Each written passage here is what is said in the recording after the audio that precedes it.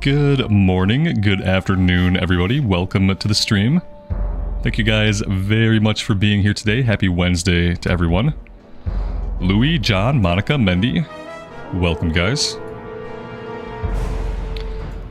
So for today, we are going to start off with some heroics, but I might shift into doing some leveling at some point. The thing is, we have some pretty good gear, and we're basically ready to do normal raids anytime. And there's only like so much more I need out of heroics. I mean, granted, a person could farm badges forever, like you can continuously farm badges. However, there is a weekly cap. So realistically, I mean, you could farm badges till you hit the cap on Valor, and then you're done. Other than that, justice points from here on out, I'm probably going to be spending on heirloom stuff, because I don't need any more justice point gear on this character.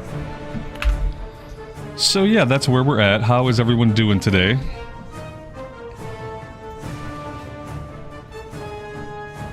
Yeah, we did a couple of polls yesterday and today, and it seems like you guys would like to see some leveling content back on the streams.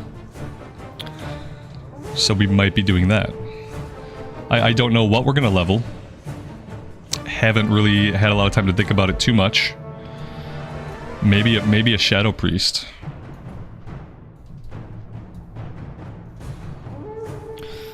Talon, good afternoon, buddy. Welcome to the stream. That being said, we could probably get right into things here. How's my inventory looking? Pretty good. Let's go ahead and we will queue up. I could ask in guild.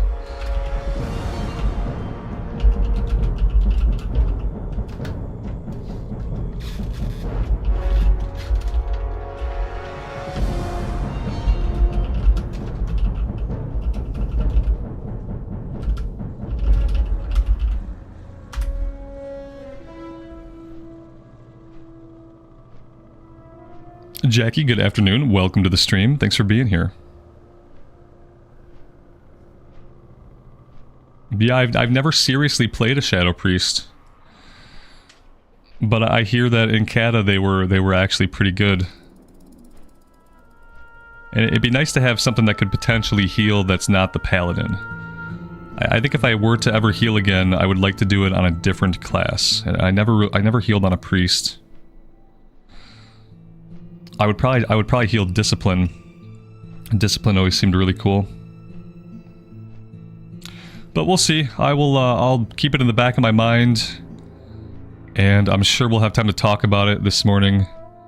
What we would like to level up if we do some leveling on the streams. Doesn't look like we have many people on this morning who are ready or willing to do heroics, which is understandable. It's the middle of the day on a Wednesday, because apparently it's Wednesday. I thought it was Thursday, but John kind of shattered that misbelief for me. Because today is Wednesday. What am I missing or looking for? Like if we're talking about like my worst pieces of gear, I think my worst pieces of gear might be one of my rings. No, it's not my rings. My feet. The belt we replaced.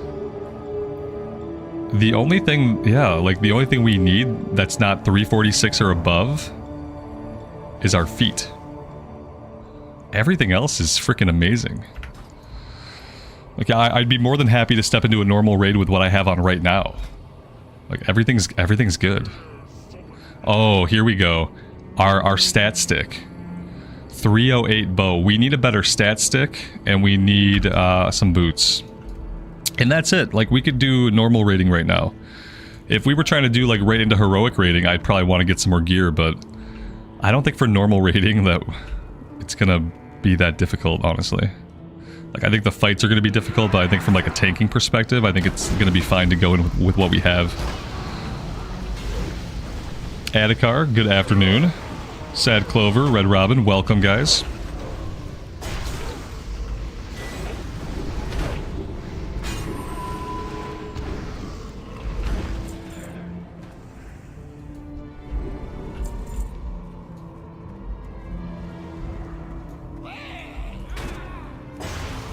I could probably look up like where to get a good stat stick. I'm sure there's like a specific boss or something I could do to get a better bow or throwing weapon or whatever I need to get just a little bit more stats out of it. I haven't looked at any gearing guides or anything like that. Which is pretty typical for me.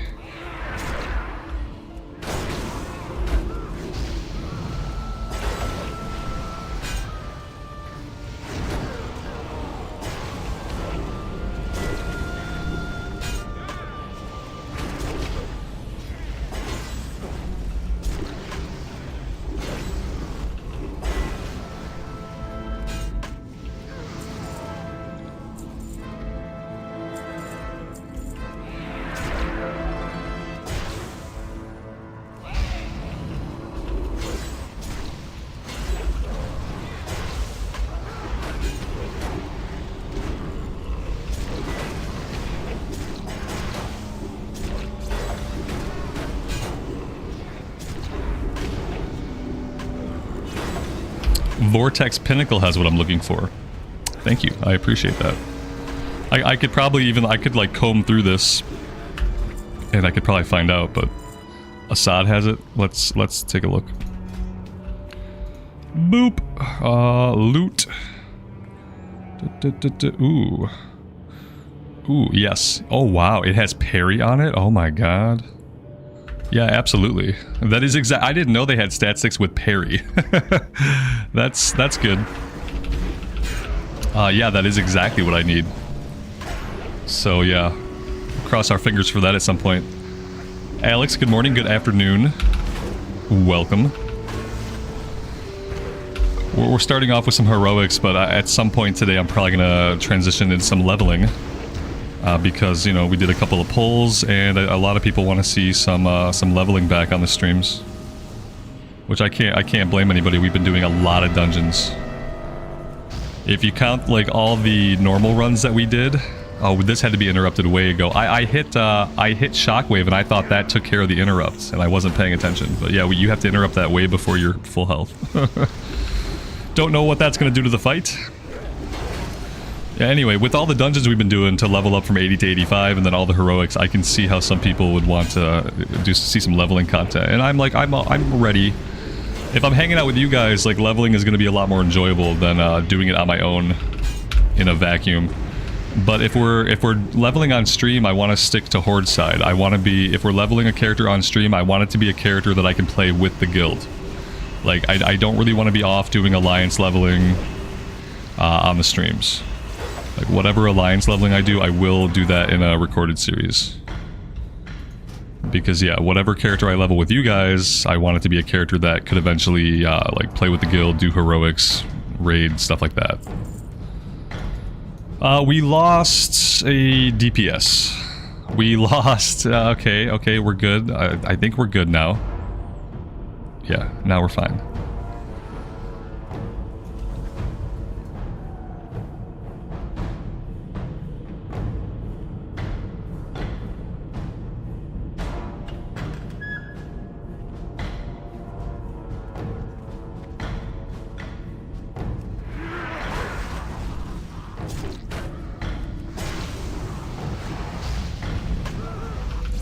I was thinking maybe we could level up a Shadow Priest, and then, like, eventually, possibly, maybe, if I'm ambitious, I can get an idea of what it's like to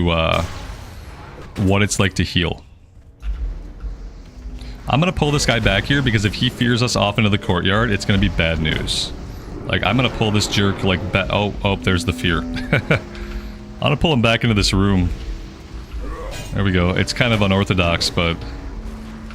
it's better than pulling that other ad.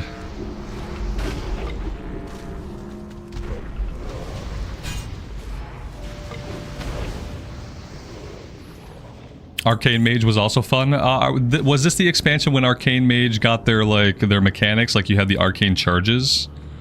Or did Arcane Charges come later?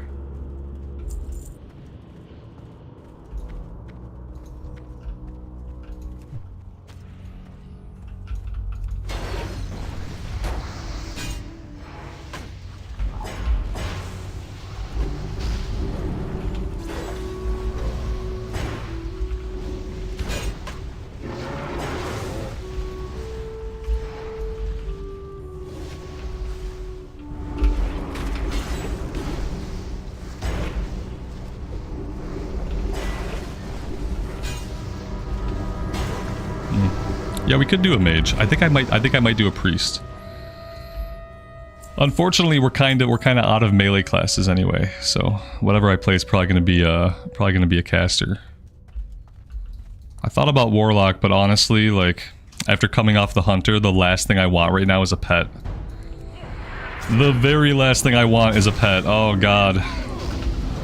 Just please let the mobs hit me sometimes. I'd love to get hit by a mob while I'm leveling up. We lost somebody really fast there. I'm not sure how that person died. Perhaps I failed them in some critical way. Because, yeah, they are very dead. I didn't see a mob get past me, but it's clearly something happened. Steven, good morning, man. Welcome to the stream, and thanks for being here. I appreciate it.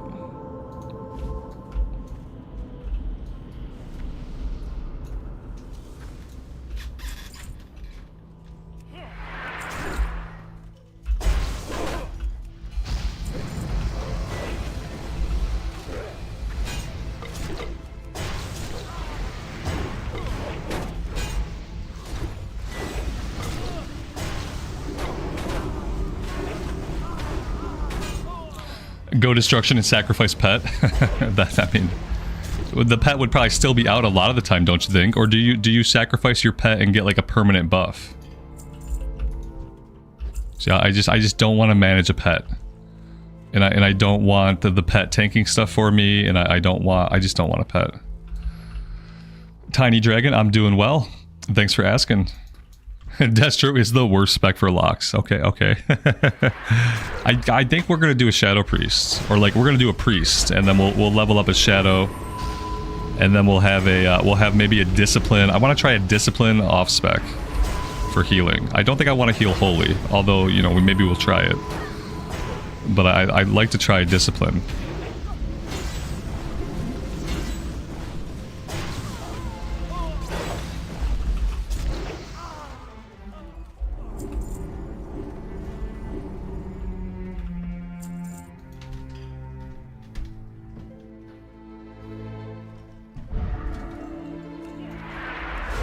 Yeah, Mr. Santa, we're raiding the pantry right now.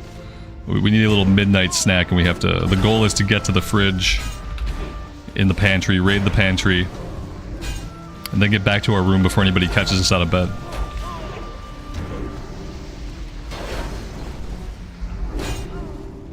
My son tried to raid the kitchen at 1:30 a.m. last night because he was still awake.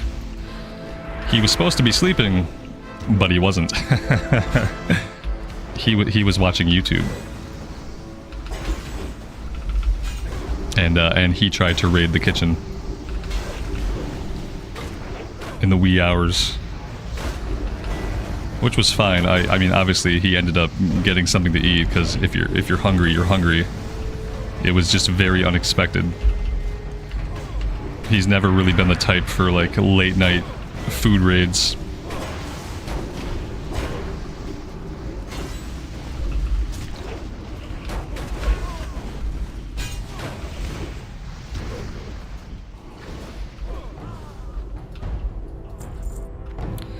What do we have here? Ooh, aha, yes, see, this is it. This is it. Now we need the stat stick off Assad, and we'll be good. We'll be done. We'll be full 346 or higher. This is perfect. Oh man, look at that. Okay. Yeah, so the last piece we have that's not 346 or higher is the bow. If we get that gun from Assad, then like we're laughing. Feels good. Have I been leveling herbalism? No. No. I have not. Not in real life or in the game.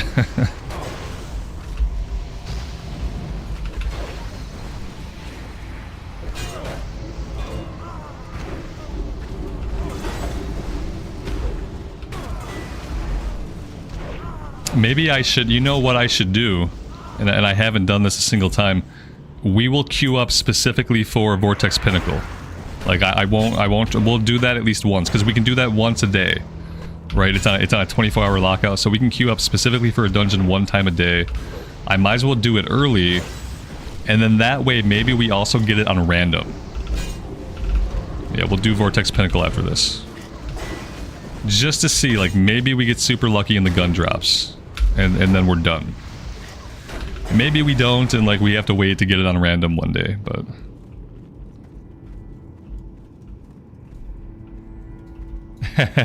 Alex, you need a trinket. You could have got one for 1650 Valor, but someone decided that the cap should be 1600.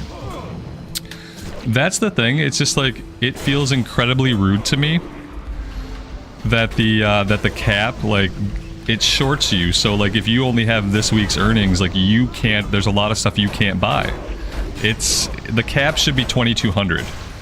The weekly cap should be the cost of the most expensive single item on the vendor. That would be the fair way to do it. So the fact that they did it, like, just short of some items and completely short of other items, it seems like just, like, really very rude. Very rude game design. I don't really know what else to say. It's not bad game design, like, whatever. It's just very rude. Yeah, the cap should be 20. It's a really easy, like, equation. Like, what's the most expensive item? 2200. Okay, the cap is 2200. Like, how is that hard?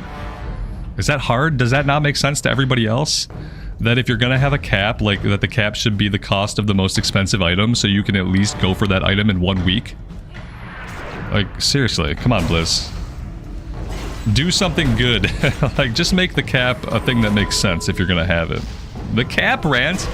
Here we go again. Ramble's just talking negatively about the game. Every time I'm here, he's just got something negative to say. I can't say anything positive. I don't even think he likes the game.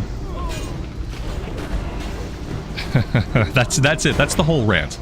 That's what I thought of. Is like, at least just have the cap be the highest cost item. Done. Then you're done. Then there's no complaints. At that point, it's fine.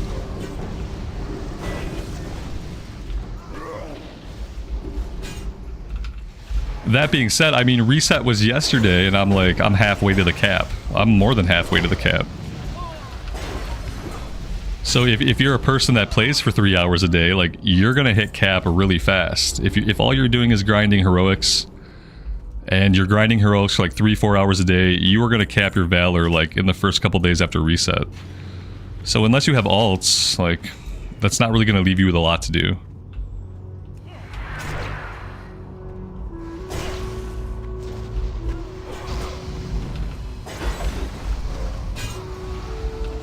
But I don't know, I guess people will have alts. I don't know.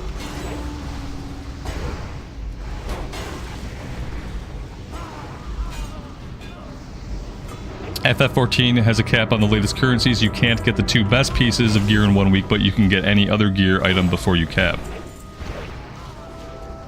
So that's very similar, yeah. With this system that Blizzard did, like, you can't even get the second best. Like, you need 1650, like Alex pointed out, to get the second highest cost item. And the cap here is below the cost of the second. So you can buy the cheapest stuff, or you can wait till next week, basically. And that's no bueno. It's still lame, right? It is lame, like, ultimately. I agree with the lameness of it. I think that there should be a cap. I guess I think that it should be higher. Because I think there are plenty of people who are going to do more than 6 hours of heroics in 1 week. Or that could or would do more than 6 hours of heroics. I don't know. Maybe I don't have a good, like, perspective on how much people play because of how much I play. I feel like there are plenty of people who play even more than I do. But maybe my viewpoint is completely skewed. I have to allow for that possibility.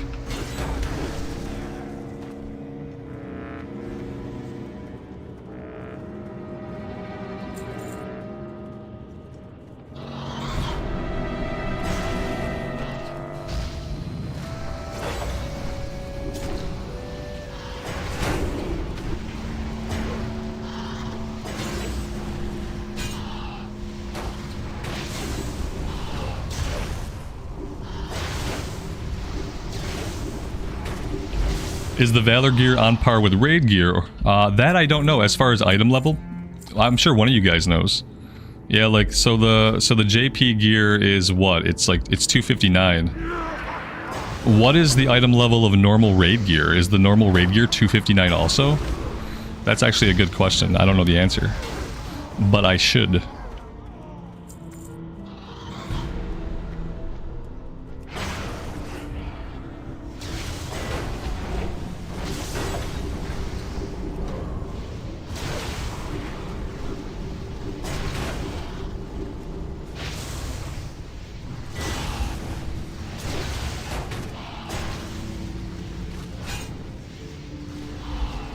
Yeah, Valor gear is 259. Right.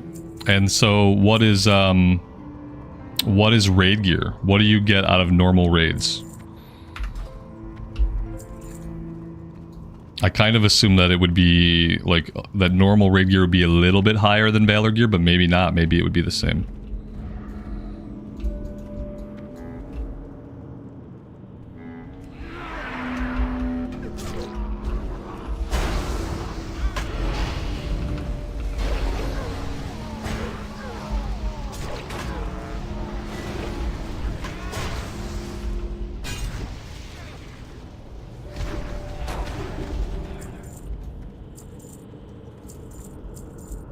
Is the, well, I mean, maybe we can answer this in the game, like, is the raids are listed, right? Yeah. The raids are listed. We can, right here, 403.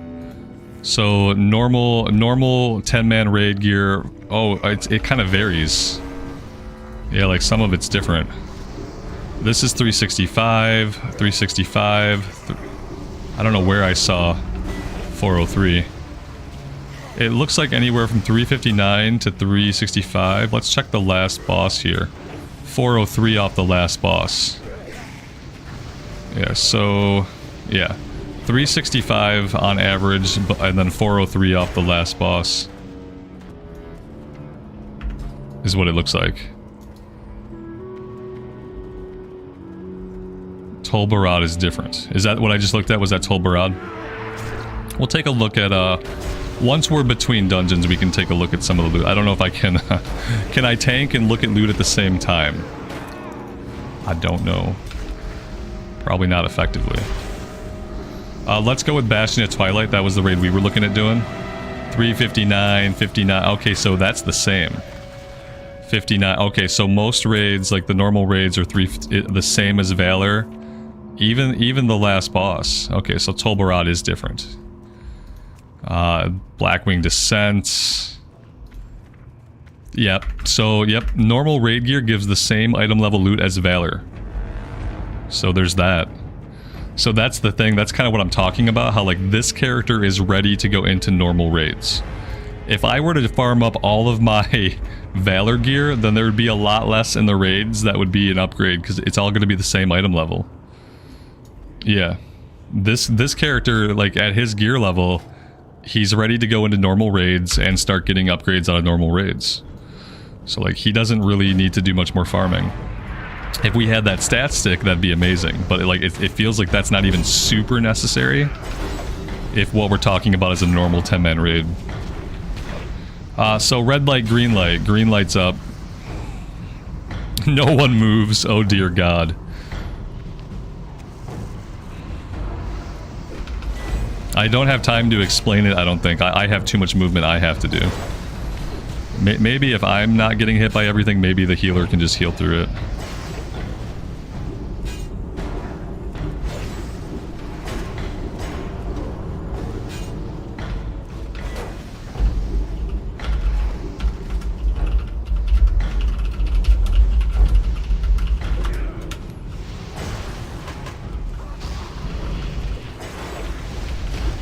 I typed really quickly to them, it's red light, green light. I don't know if they're gonna, like, figure that out or what.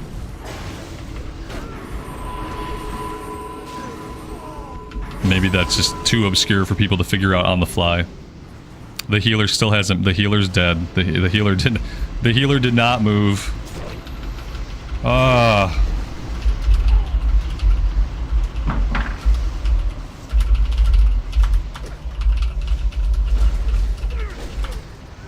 I said, Move during green, stop during red, otherwise you are dead. I even rhymed it. Do you think they'll get it now? Do you think they'll now that I rhymed it, now they'll get it. Let's see if they actually do it.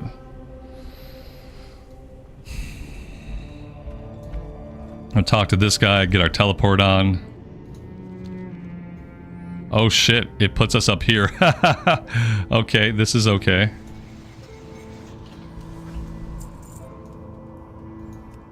Yeah, so they'll probably do fine now.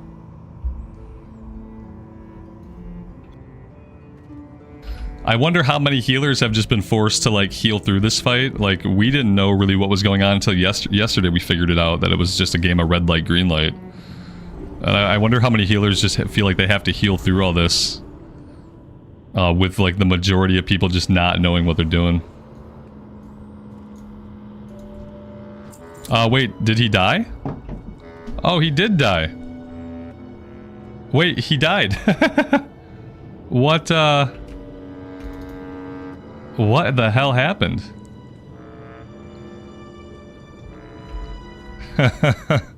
I did not realize that he went down. I can't loot him. That item is still being rolled for. I don't need that item, but I am just a little bit confused. No one else seems shocked, but like on the loot table, he didn't drop anything. This game has no bugs. Obviously, it's bug-free. He died. He didn't actually drop the item. Not onto our loot table. I don't get it. Oh yeah, Alex, I didn't see the boss die. At least they know for next time. I did. I was typing, so like, as I was typing out my sick rhymes, I didn't notice the boss died. But also, so the boss died, and that's okay. Where the f is the loot? Let's see.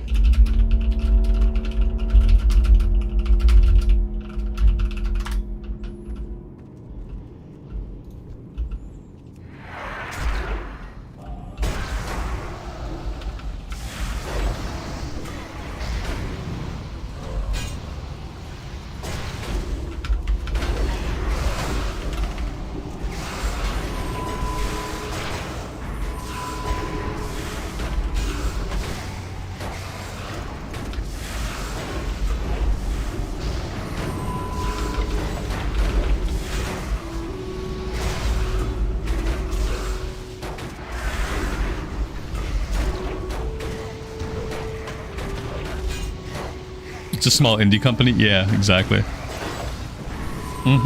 Nobody's answering me. It's disturbing when you like talk to a group of 4 people and like you're in the kind of group where not a single person wants to communicate. Like, people always give me shit for like saying that I like to play MMOs solo, and by solo I mean content just like this. And people will still give you shit for the, like, oh, it's an MMO, you play with other people. And like, well, I get into groups where like I try to ask a question and like nobody in the group will talk to me. So don't tell me that I'm the only person that wants to play this game solo. There are people that want to be so solo that they won't even respond to a normal question or advice in party chat. Like, they just won't even answer you.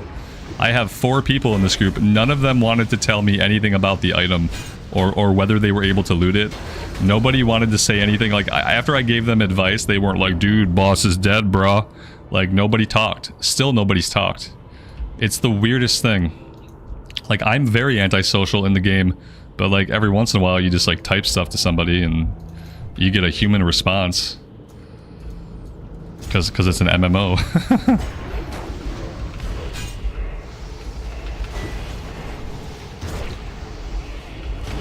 Like, I understand why they don't use chat like a lot. Like, I don't really want to like talk to anybody too much. But when it comes to something like that, like, all it takes is a simple yes or no. Did you guys get to loot the item? Yes. Did you guys get to loot the item? No. Someone eventually looted the item, but nobody replied to me. Yeah, somebody got the loot. So somebody was able to roll on it. I guess that's answer in and of itself.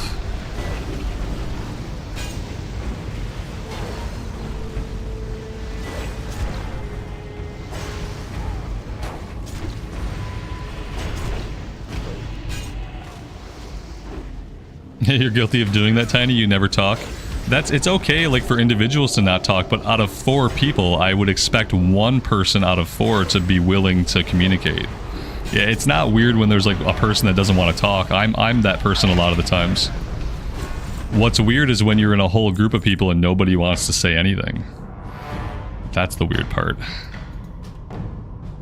Lot of plate. Every single piece that dropped in here was plate, basically. Alright, that one's done. We're gonna queue up specifically for Vortex Pinnacle. He drops a really good stat stick that I need, because my stat stick is my worst item level. We are looking at this right here. Strength, stamina, mastery, and parry. This is what we need. So let's all think about this, because we need that to drop. I'm gonna specifically queue for the Vortex Pinnacle, and we'll see how that goes. Why not need on the Chaos Orb? Because they are soul-bound, and I am not a crafter. And no one was able to tell me yesterday what else I can do with them. I'm not going to craft with it, and I can't put it in the guild bank. So unless someone could tell me what else I'm going to do with the Chaos Orb, I've started to pass on them. I have some from when I was needing. If I can turn these into something valuable, let me know and I will. But yeah, nobody had an answer for me when I asked that yesterday.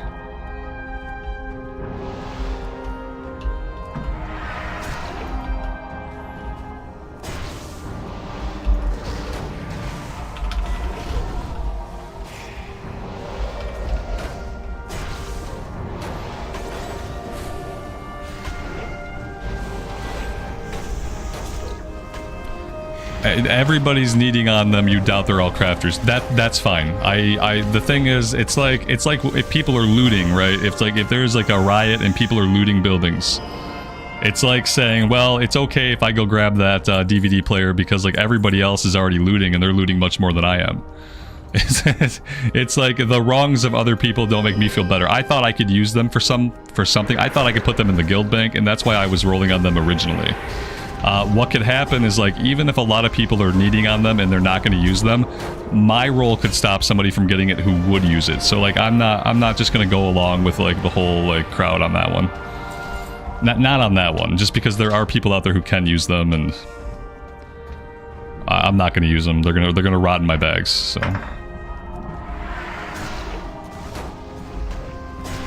If I start using other people's bad behavior to justify my own, then there's no end to that. It is kind of how I feel sometimes about that. It's like rolling need on every BOE that drops. It's like rolling need on every BOE and saying like everybody's gonna roll need. They're gonna sell it on the auction house, and then like what happens is not everybody rolls need. Not everybody rolls need, and then you end up being the person rolling need that doesn't need it. So yeah.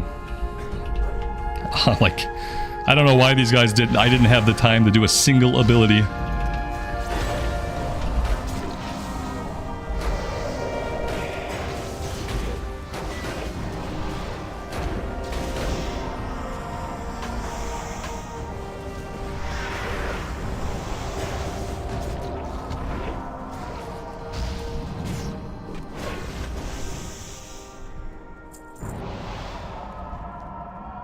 I need to slow down a little bit, maybe like let my healer get a little bit of mana back here. Let him breathe a little bit.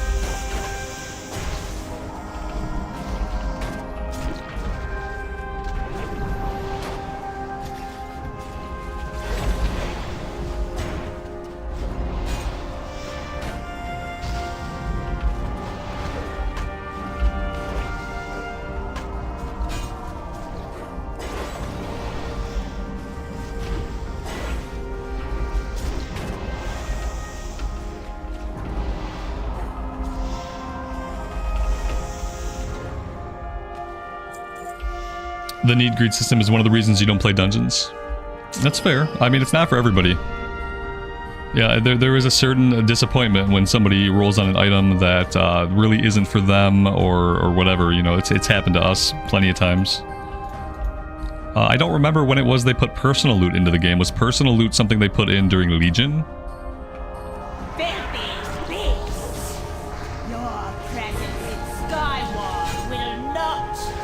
The worst thing they ever did for the game was when they did personal loot and they forced guilds to still use personal loot instead of using like loot tables and distributing loot amongst the raid. Like, in my opinion, personal loot's great for pugs. The worst thing you could ever do is like force it onto like onto pre-made groups and onto guilds.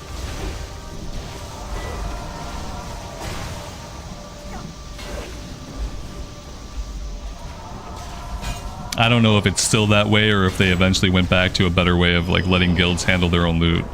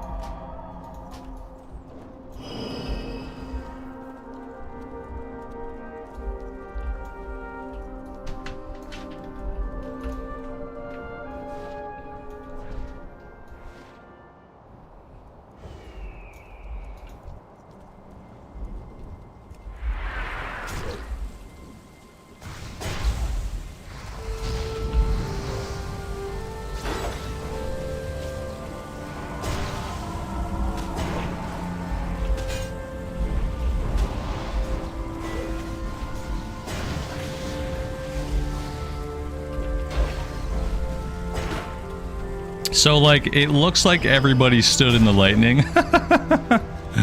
That's what it looks like. I mean, I pulled them out of the lightning intentionally so that we all wouldn't have to stand in it, but it looks like everybody just straight up standing in it anyway. And that's 2 dead people.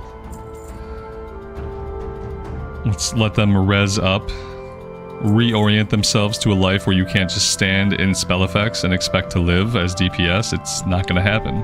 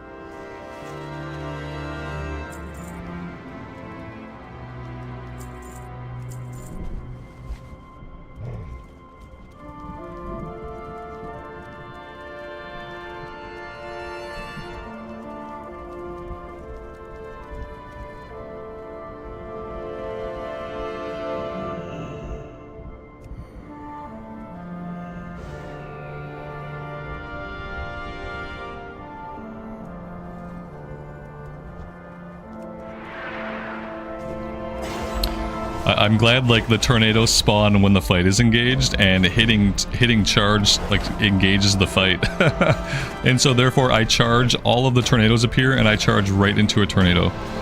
Super pro. So note to self, don't initiate that fight with charge. Initiate that fight with heroic throw.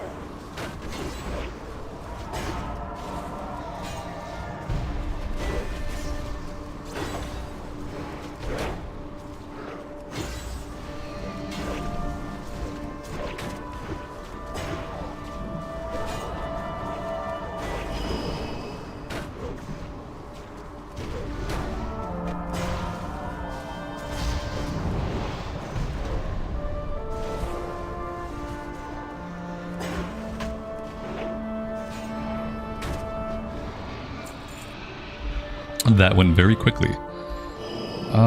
Spirit intellect.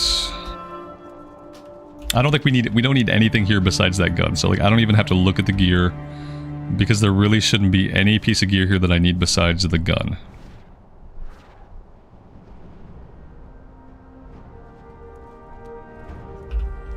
Mike, good afternoon, man. Welcome to the stream. Thanks for being here.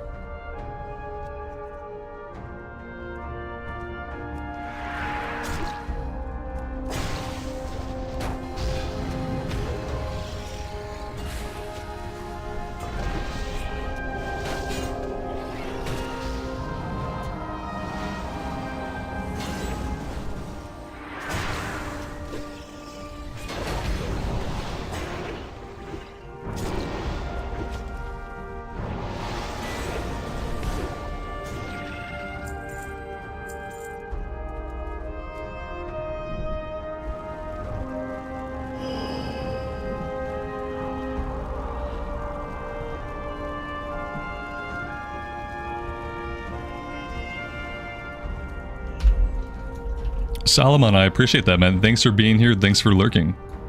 Thanks for saying hi.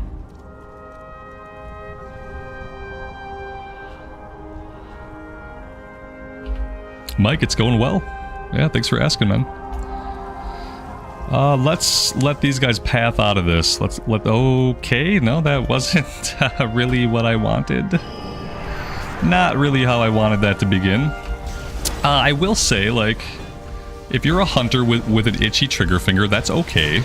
I understand, but you have a spell called Tricks. Is it Tricks of the Trade or Misdirect or Redirect? You have a spell in your spell book that can put threat onto the tank. You can take your threat, I think it's called Misdirect, and you then put that threat onto the tank or whoever you target instead of pulling that threat yourself. So if you have an itchy trigger finger, that's okay. Go ahead and put that ability on your tank, and then you can open up. And you can just like multi-shot to your heart's content, and then all that threat goes to your tank, which the tank will be very grateful for if you are going to get an itchy trigger finger. Yeah. So that's all I would ask of like hunters that just want to shoot. I understand your feelings, but I also need to have threats.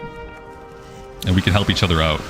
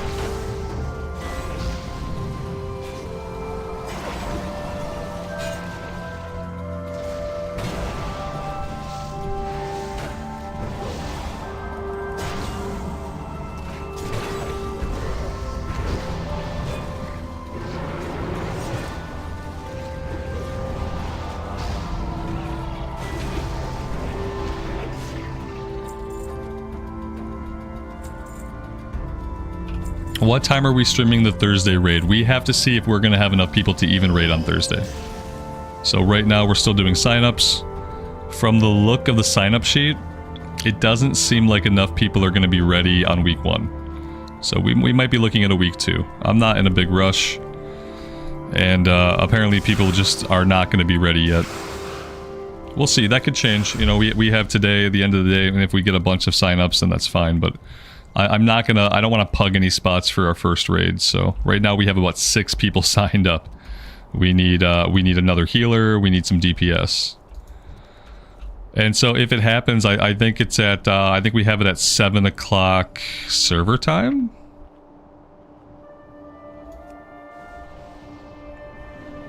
Boop. Yeah, it's 7 o'clock server time. Here, I'll accept. Well, we have 9, so I guess it's gonna depend on, like, what we see. We'll see. There's a chance we raid on Thursday, there's a chance we wait till next week. I guess, like, looking at the calendar, we have more people on the in-game calendar than we do on the Discord. So, like, the in-game calendar looks like, yeah, we're close. Oh, yeah, I guess I am in a 5-man group. I could pull the boss and I could focus on what I'm doing, I guess. Yeah, that's okay.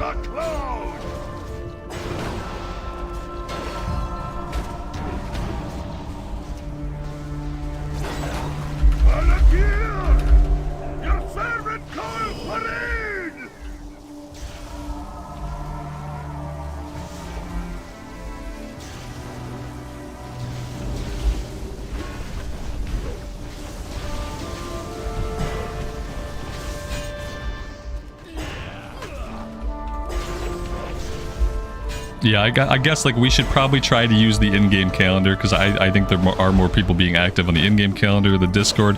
Also, with the Discord, like, with the signups being broken out, like, Monday through Sunday like that, like, I think it's hard for a lot of people to find the signup. I think if the signup sheet were just in the Cataclysm Classic chat, more people would see the signup. I think where we have it at makes sense. It makes sense in a world where lots of raids are going out on different days of the week, but when we're trying to put together one raid, it makes more sense just to have it in that general Cataclysm Classic chat. I think more people are going to see it there and be able to get to it there.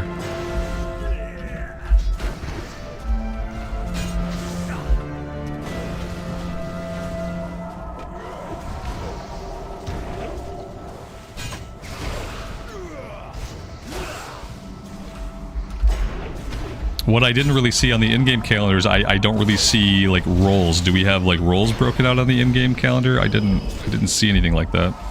Alright, the gun's gonna drop. The wrong gun dropped! Damn it, guys! Yeah, one of the guns dropped. It wasn't the gun that we need. That being said, I don't know if it's better than what I have. Guys, I'm gonna roll on this gun just because, like, I already have an agility stam bow equipped, and this has more stam. This has crit and haste. I'm rolling on it.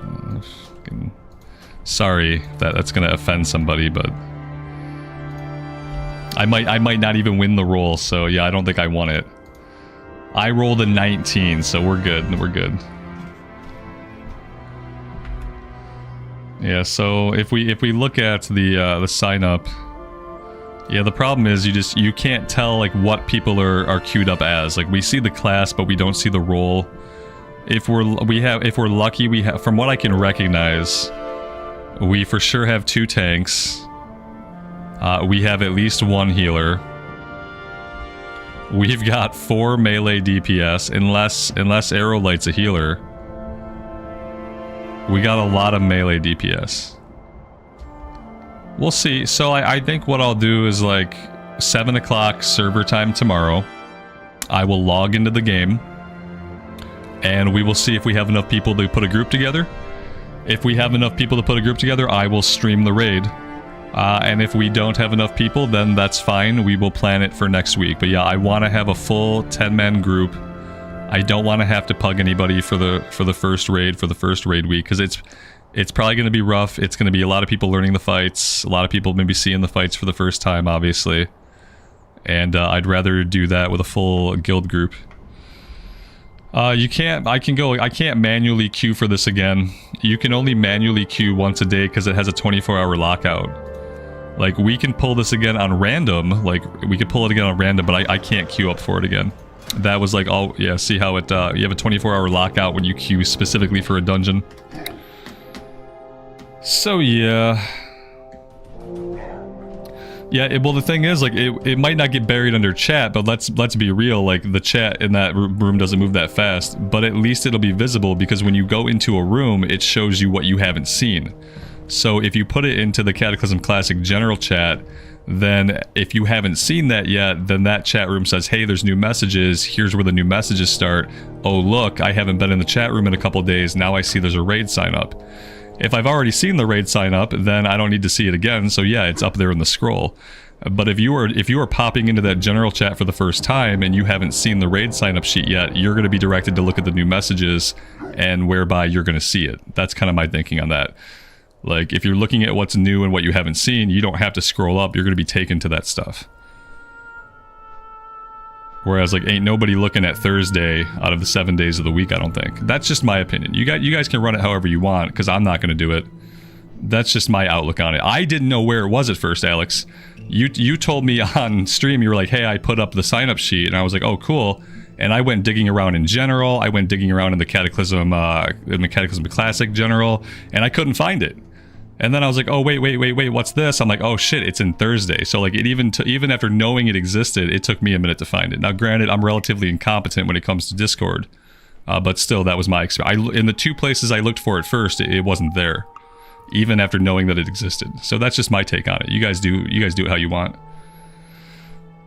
Do I want to run any more dungeons, or do I want to move on and, like, we talked about leveling something. I did a couple of polls over the past few days. It seems like a lot of you guys want to see some leveling content. I was thinking about a priest. Shadow priest leveling, then maybe some, like, discipline heals later on. Yeah, the in-game calendar doesn't have roles, right? Exactly. I'm not a fan of using the in-game calendar because of how, like, labor-intensive it is for the organizer.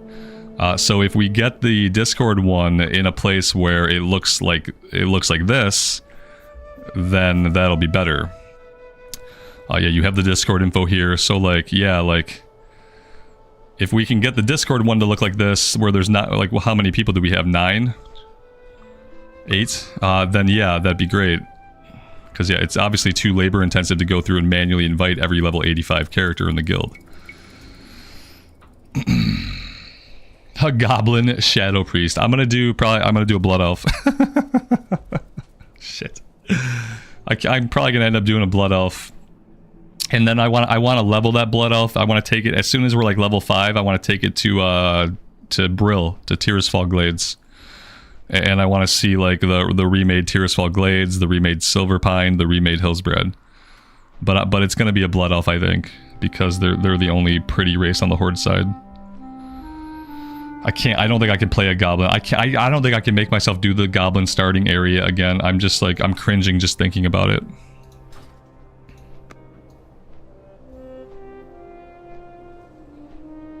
Yeah, but then that's called a point of friction. So you announce it in Cata general chat, just put it there. Just put it there. Because you're already relying on people to see the announcement, but you're relying on them to see the announcement so they can then go somewhere else. Like, why have a point of friction? Just, if you're already putting an announcement in Cata general chat, just put the whole raid sign up sheet there.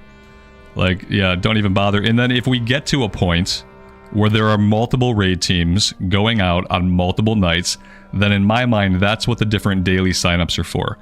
If we ever get to that point.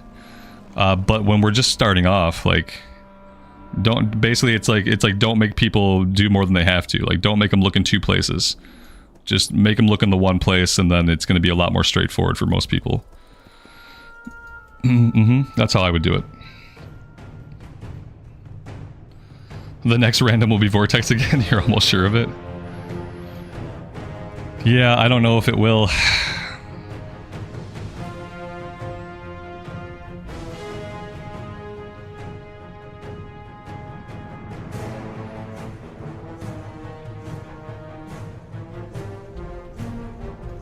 But yeah, maybe we'll do that because honestly, guys, like this character's ready to raid. Like this sucks. Like maybe I could probably even solve this on the auction house. Like I don't have a lot of gold. I have some gold spread around different characters now. I can go check. I might be able to solve our stat stick problem on the auction house. Let's just have a little look, an exploratory glance at what is on offer here.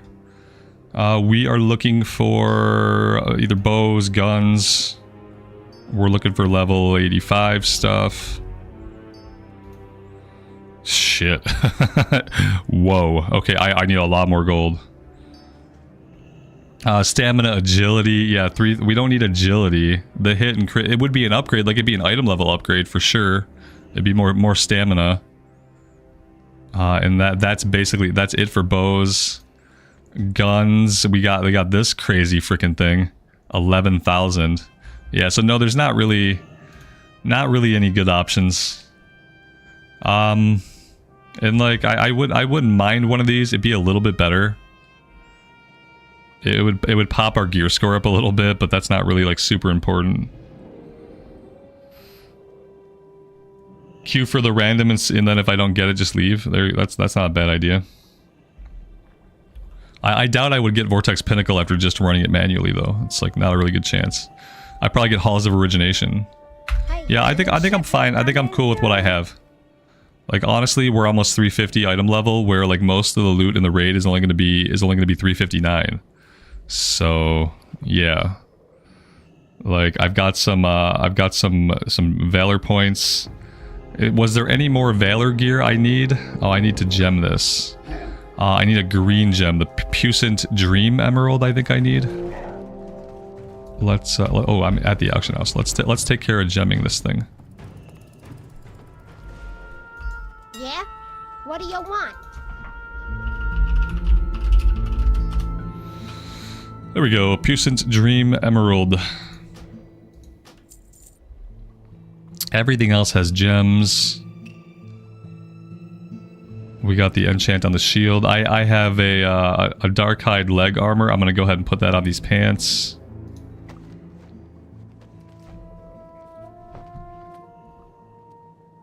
And yeah, I don't know, that's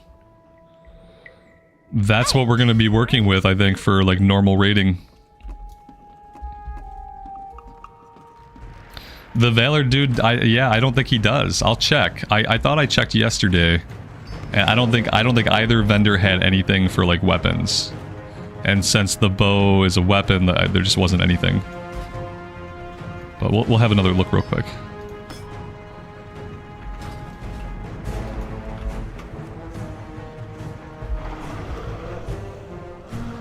Yeah, you'd think one of them would have a bow.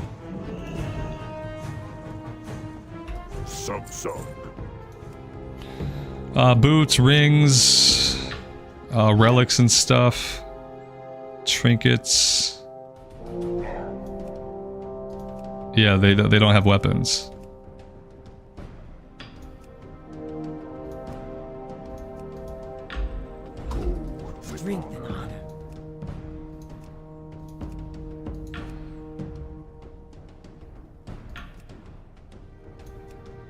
Well, see, that's not true. They have some weapons. Like, they got, like, an offhand sword, they got an offhand dagger, they got an offhand axe.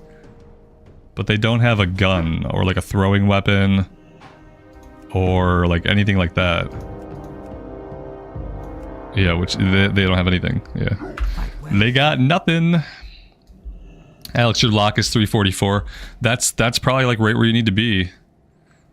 Like, yeah, it's like, unless you farm up a bunch of Valor, it's going to be hard to like move much more than that. We got lucky with like a couple of pieces that dropped. So yeah, I think this character's good. I don't think there's a lot more that I have to do. I don't think I need to farm like many more heroics. I think we're good on heroics. I think this character is ready to do normal raids. And maybe that happens as soon as tomorrow evening. This Tauren is better than retail. I mean, sure, that's an opinion you're allowed to have. I don't know. I don't play Tauren on retail. So this is my only Tauren. So he's good to me. Yeah. Okay. So that's where we're at. That is where we were at. So, obviously, priest.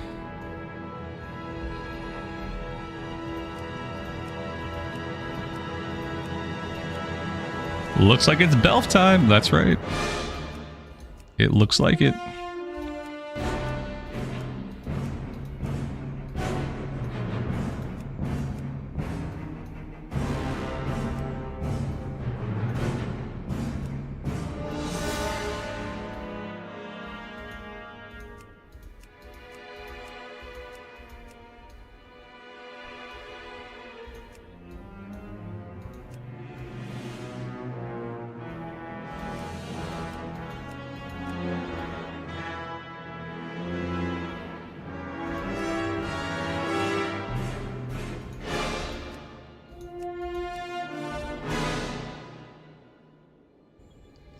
I don't remember this hairstyle at all, so it's a weird one.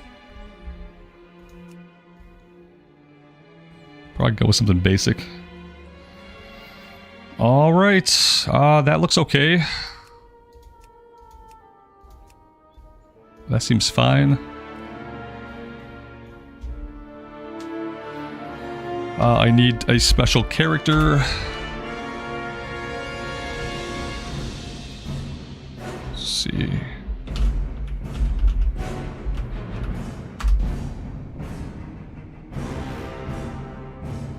Yes.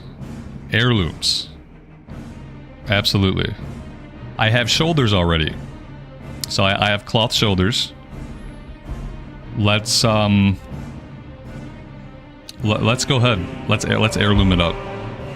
I don't see an argument for not wearing heirlooms. I can buy the chest. And now that we can transmog, we're not stuck with the same, like it sounds really shallow, but like my biggest thing against heirlooms, like really is that it makes you look the same the entire leveling process. But now that we have transmog, like we are not stuck.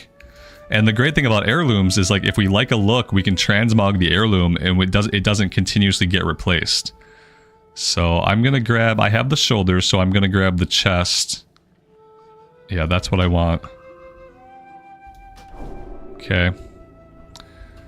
And then we'll grab its helmet and cloak off the guild vendor. And I know we won't have weapons and stuff, but that's fine. Weapon merchant, tabard vendor, guild vendor. Okay. We want stamina int, crit, and haste. Yes. Oh shit, this is gonna break the bank. That's okay. I'm okay. We'll level up a character, so we'll make some money by leveling up. I don't even have the money for this. I gotta sell some stuff. Let's vendor some junk.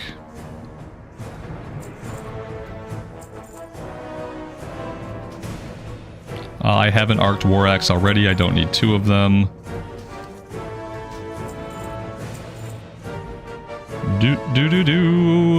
Am I not gonna have the money? I'm really close. I need 50 more gold. Let me check my bank alts.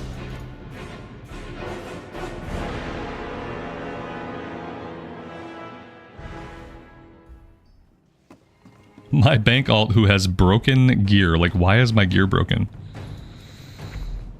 I don't have a lot of room, but I need to grab that gold. Okay, so that's my gold. I don't have any room in my bank. Hey, oh yeah, hey, could somebody invite my bank alt to the guild? And that way I have a bunch of stuff I'd love to drop in the guild bank eventually. I have a bunch of leather and cloth and items and just stuff I've collected over multiple characters that I have not used at all. And I would love to drop it all into the guild bank.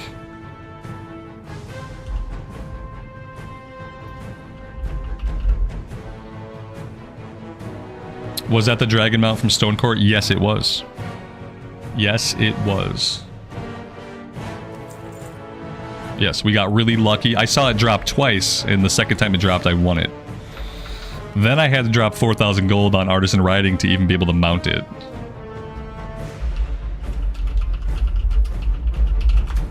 Is anybody on right now who could invite me? I'll worry about it later.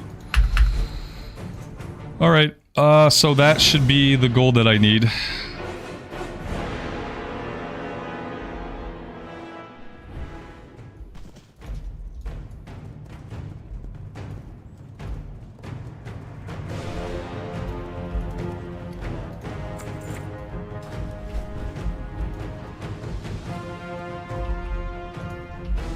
Speak, friend.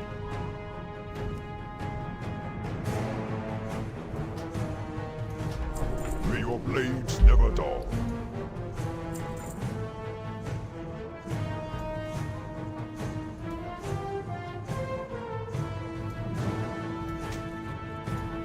I don't know how to get these. Like, I'm assuming they're in my collection as soon as I own them, and that I don't really have to equip them.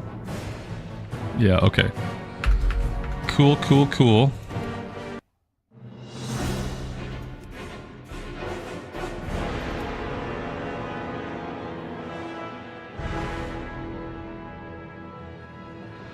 The past few. All right. So let's just immediately craft these things. I should have like done bags and stuff. Like, oh well. We'll live with the bags we have for now.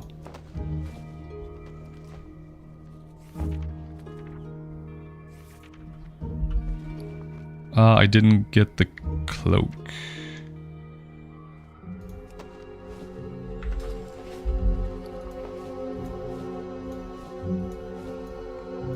Alright, so there we go. And what is that overall? That's 10%, 20%, so 30, oh, that's also 10%. 10, 20, 30, so 35% increased bonus XP. That's from completing quest and fighting. See, some of them are very specific and some of them are not. The chest says experience gained is increased by 10%. The cloak says experience gained from killing monsters and completing quest increased by 5%.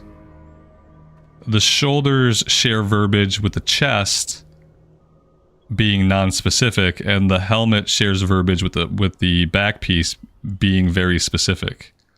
Oh no, it doesn't. So why is the one specifying monsters and I'm assuming they all give you bonus XP from everything. And that like whoever typed the description for the cloak was a doofus. Or he just wasn't communicating with the people that typed the text for the other items. Why would the one be different? Doesn't really make sense. Anyway, I am going to take a 10-minute break. And when we come back, we will start leveling this character. I'll turn the music up a little bit here because the music is amazing. And let's see, it is 1:15 server time. I'm going to be back probably before around 1:30 server time. Alex, thank you so much, man. And get a WoW token, seriously. I seriously am probably going to really consider doing that. I really appreciate that, man. Very generous of you. And yeah, I should get a WoW token. I was doing some research. I feel like some people's servers, they say the WoW token is worth like 10,000 gold. On our server, it's only worth like 5,000 gold. So there seems to be like a big disparity between like the value of a WoW token, which is kind of interesting. In Cataclysm here, even though we have transmog, can I still hide? I can't. They took it out. I can't hide my helmet anymore, can I? Oh, I can. Show helm. Okay, yeah, I don't want to show the helm. I think the helm is yeah, I'd rather not show the helm. Okay, there we go. And yeah, I'm going to take a break. I'll be back by 1:30 server time.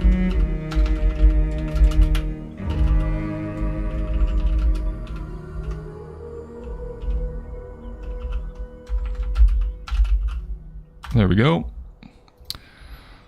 I would say, you know, get a drink, have a snack, stretch your legs if you are able to do those things, and we will be back in a little bit.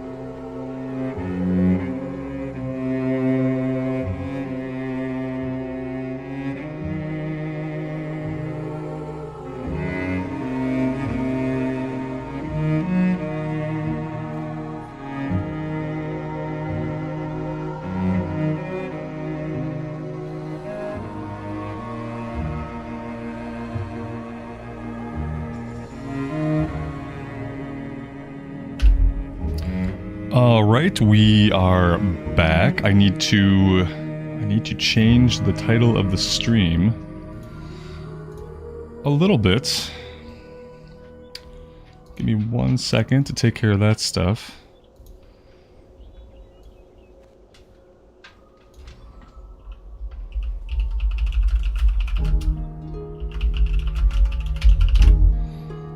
Yeah, that's fine. Let's do that.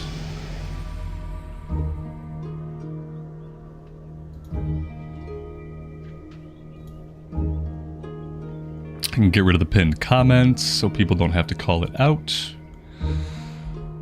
Alright. Yeah, and we are good to go. What business have you? Be ready for anything.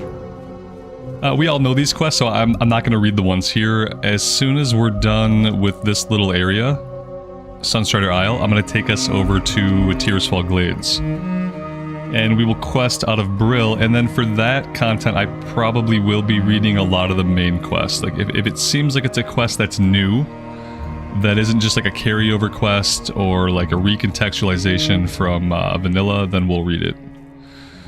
If it's the same old stuff that we've seen before, then I probably won't bother. But if it's new, we'll check it out.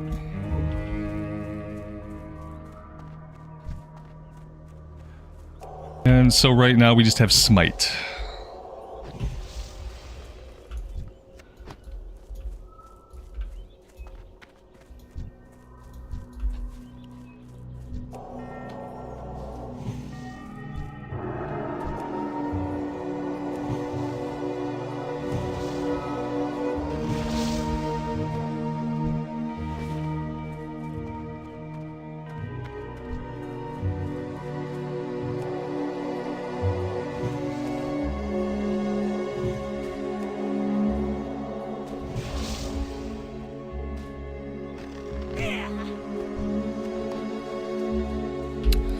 I'm assuming that by Cataclysm, wands are not very viable. I'm assuming we're not going to be doing like a lot of wand damage.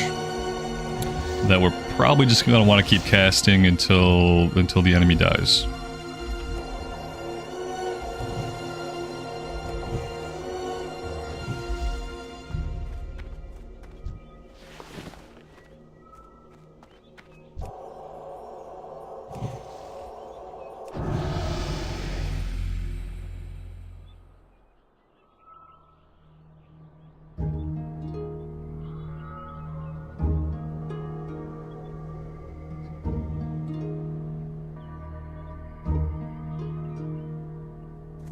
Wands are only for stats now. Okay.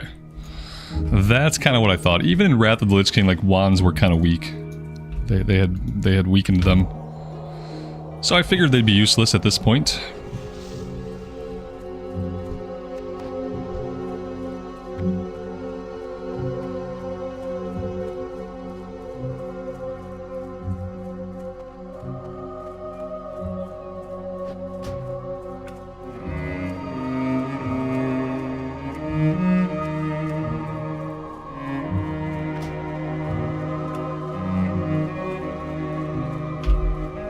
Let me know if the music here gets too loud.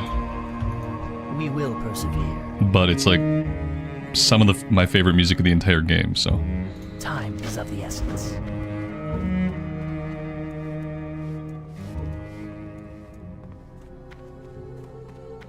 Baladash, Malanore.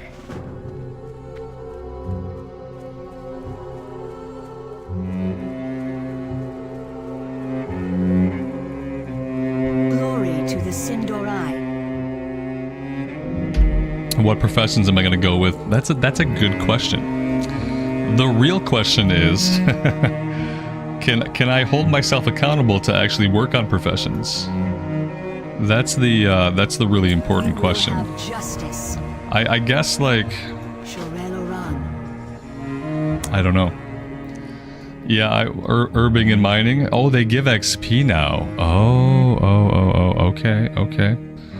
I guess, like, the answer depends on the fact, like, do we have a guild alchemist? I guess that's my, like, the really important question.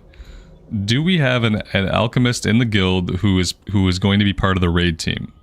Do we have somebody who can take the mats that get put into the bank and make flasks and make, yeah, mainly just flask. Like flask are really all I care about. We do. Okay, then I'm not gonna, then I won't roll alchemy, but I will do herbalism. I'll try herbalism and mining. And we'll see if, yeah, that's, if it gives XP, that's awesome. That should work great. And then if I can get an invite, I will just I'll dump everything into the guild bank as I go. And then that way, you know, if anybody's leveling up like low-level stuff, well, maybe the low-level stuff I sell. They moved this guy? The one thing that happened in the Cataclysm on Sunstrider Isle is like the Cataclysm happened. The whole earth like shook. And Well Watcher Solanian was like, yeah, I guess I should go inside. And he walked the 20 feet from the balcony to inside the building. Because God forbid somebody doesn't see him out there. This is like, I didn't realize they changed this. Biggest, best Cata change. Well, I walked out here and I was like, whoa, my God, where is he? I walked right by him because I wasn't expecting him to be inside.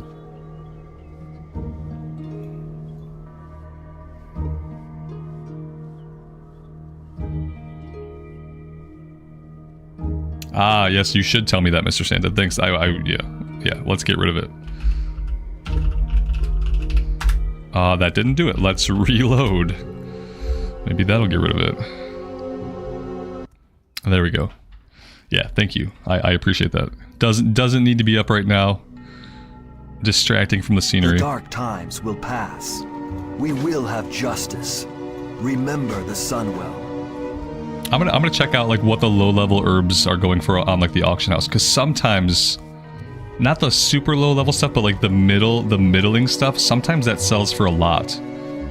Because people need it to level up their professions more quickly, and like there's not as many people selling it.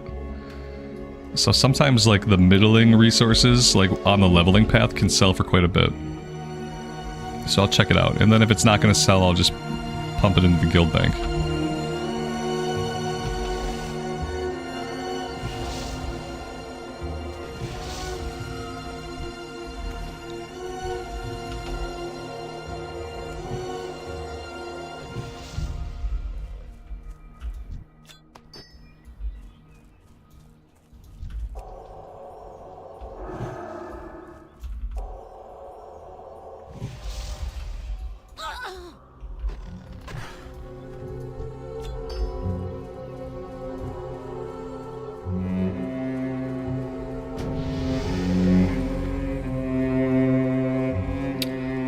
I've been invited to join the guild.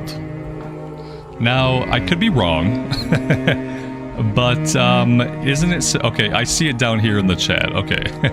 I would think that they could put the name up here in the actual tab. It's nice that it's down here at least. But yeah, that was join the guild, no name displayed. Very useful. Someone has invited you to join the guild. Yeah, I see it now. Yeah. I saw it down in the chat box, like, and then I realized what was happening. But I think it's funny that clearly it's like they want to put the name up in the box, but the name isn't in the box.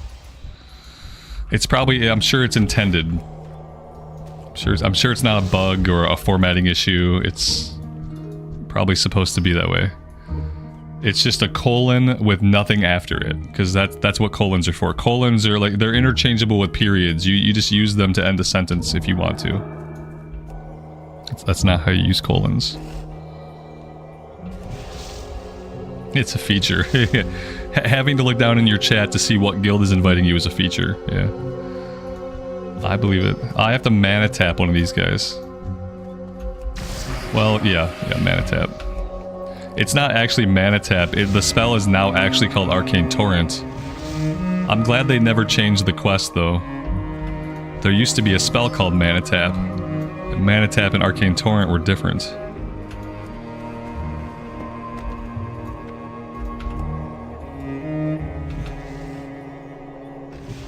It's the guild, like obviously, right. Which makes sense in this case, it was the guild.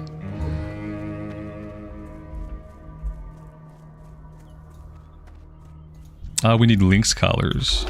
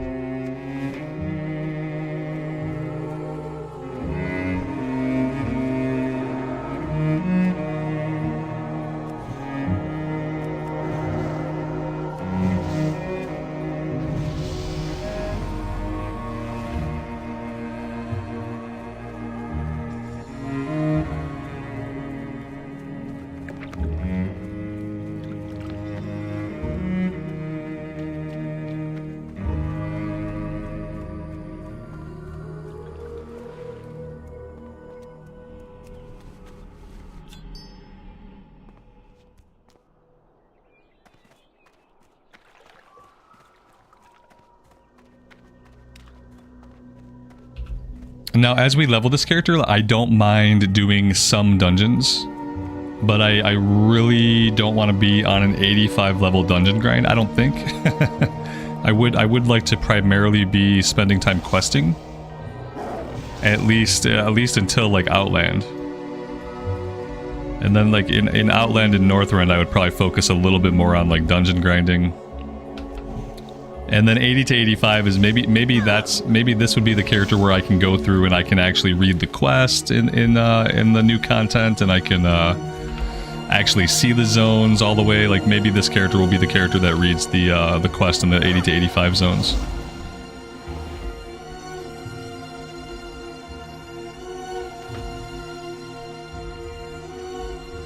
Yeah, I want to try discipline healing. That's kind of my plan for the healing side of things. I feel like Shadow was also really good in Cata, or at least, you know, it was in a state where it was like viable DPS. I don't know if it stands toe to toe with like mages and warlocks, but I remember having a Shadow Priest on the raid team and them being pretty good back in the day.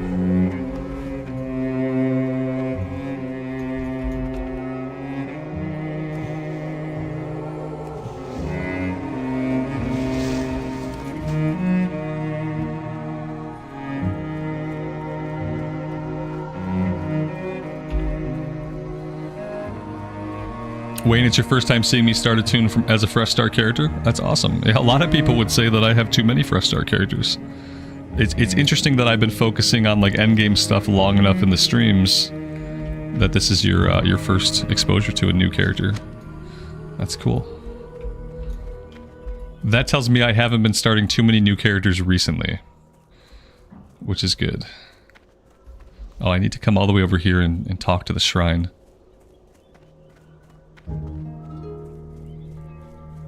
Yeah, for a while I was trying to keep the streams focused on endgame content, but then, you know, I did a couple polls and people really would like to see some leveling, I guess. And like, at this point I don't mind doing some leveling.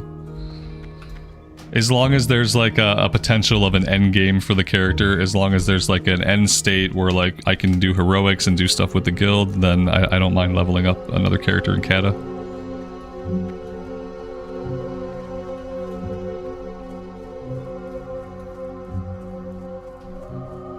And with Heirlooms and with all the changes to experience gains, like it should be a relatively smooth journey. I don't feel like it took me super long to get the Hunter from 1 to 60, and the Hunter didn't have any Heirlooms. The Hunter also didn't do like a single dungeon leveling up. I think on this character I at least want to do the dungeons to get the quests done. So we'll try to do every dungeon at least one time as it becomes relevant for the level that we're at.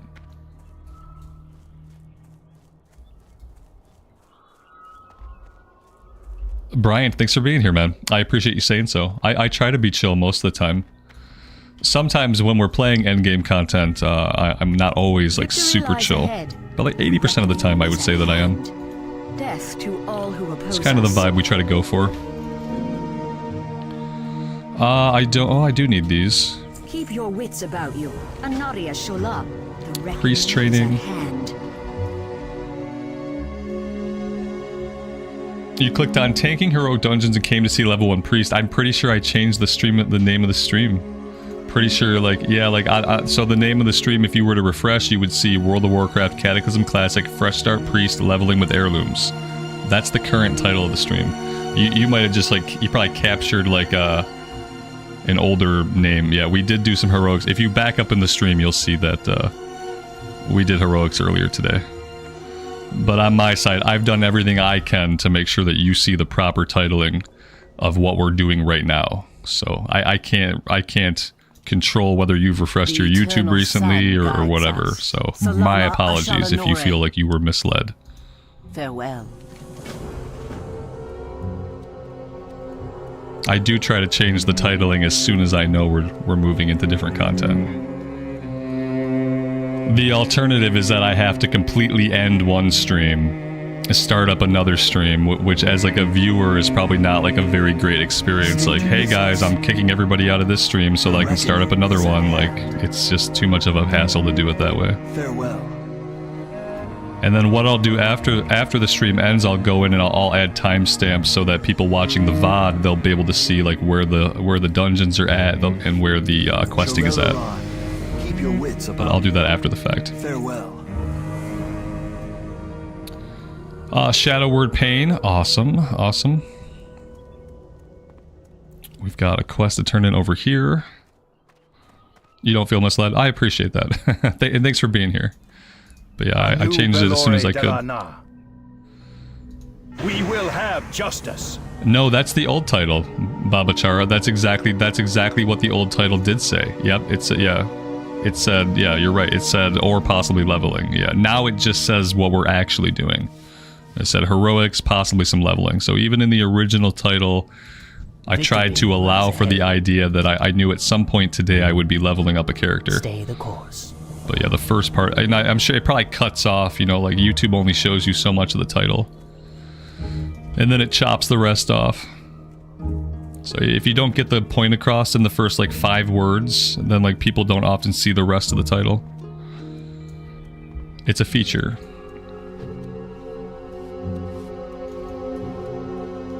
What's my favorite role in Classic from the Holy Trinity? It's like DPS or tanking. I've really been liking tanking.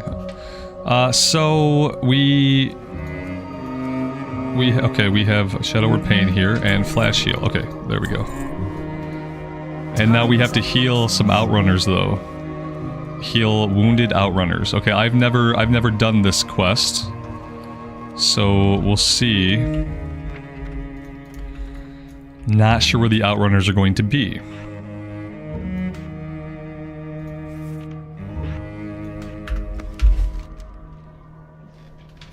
And yeah, the Questy doesn't know either. Somewhere there are Outrunners who need to be healed up. Do we have to do this quest? That's the other question. Oh, they're right here. They're hanging out right inside the building. Victory lies ahead. Okay. There we go. 52 Questy updates later, and I still didn't see it marked on the map. That's 2 of them. I'm assuming that, yeah, they're just all over the place. Is this hardcore? Does it say hardcore in the title? Is the iconography indicating hardcore? And if not, I would say probably not. We will persevere. It is, in this case, it is exactly what the title says. Yep.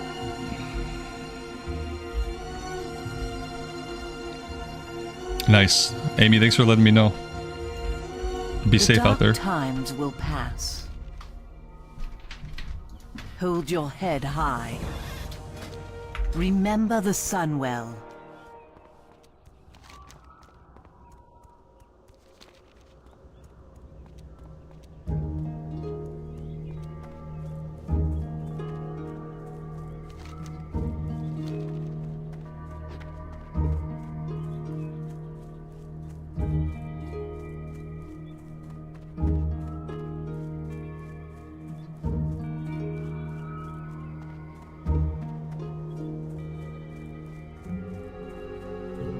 Yes. Keep your wits about you. We will have justice.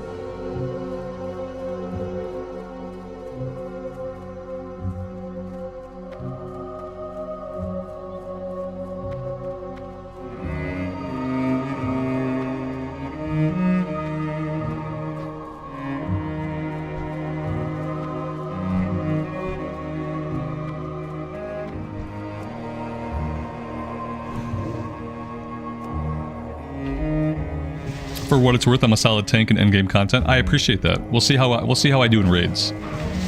Yeah, like the heroics. I feel like I've got a pretty good handle on the heroics now, and we'll see what I do in a raid. Like probably tomorrow we'll find out if we get a couple more people to sign up, and if we have the correct roles, if we have enough healers basically, then maybe tomorrow we will find out if I can raid tank.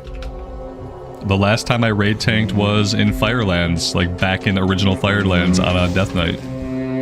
Would have been the last time that I ever tanked a raid.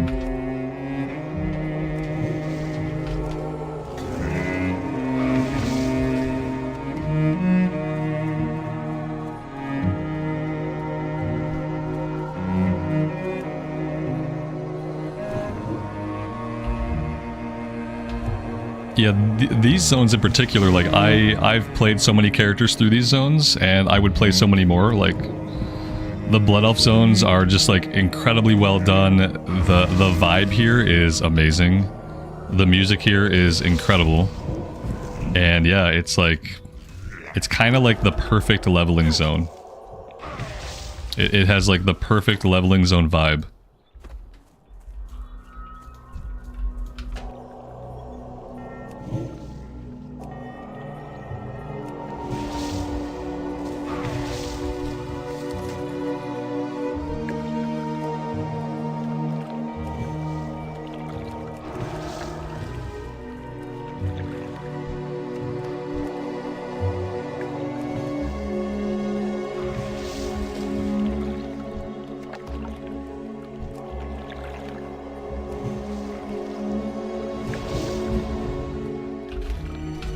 Oh yeah, if you're experiencing the Cataclysm for like the first time, it's huge. It's a huge change.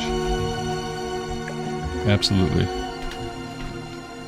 Am I going to heal on this character? Yeah, I'd like to try some discipline healing. We're going to do like Shadow, but then we're going to have a discipline healing off spec. Yeah, I used to wish they had come in and they had changed these, but when I when I see what happened to the rest of the world, and how like most of the zones kind of like got worse, like I'm kind of glad that they didn't touch it. When I did the Hunter, my favorite zones leveling the Hunter were zones where they touched as little as possible.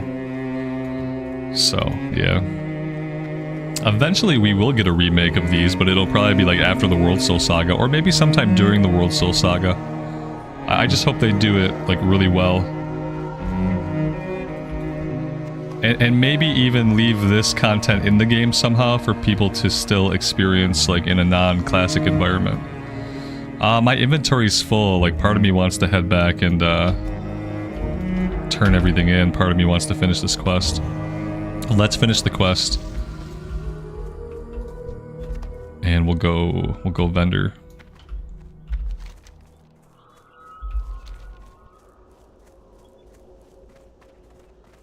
I probably need to... I would say I need to set myself some bags, but I think my funds are incredibly limited. But I probably need to figure something out for bag space. Inventory's full. Yeah. Oh, look, I have a 4-slot bag right here. Perfect. That'll have to do for now. Hold your head high, Shorel Aram.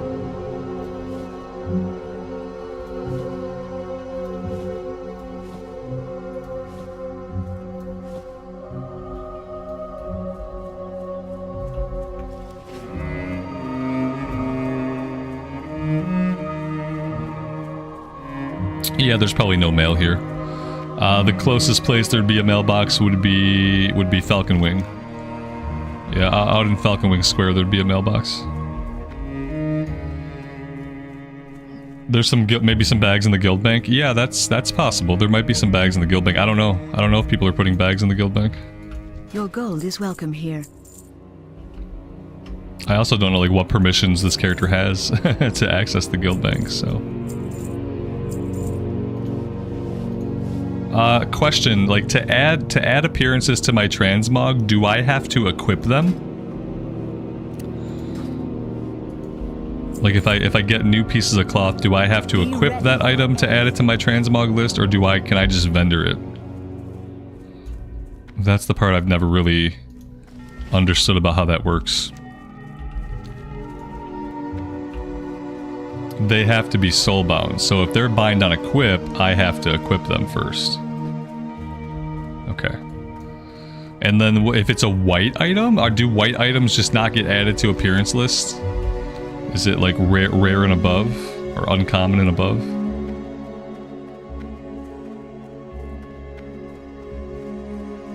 It does have to at least be a green. Okay, see, I didn't know that either.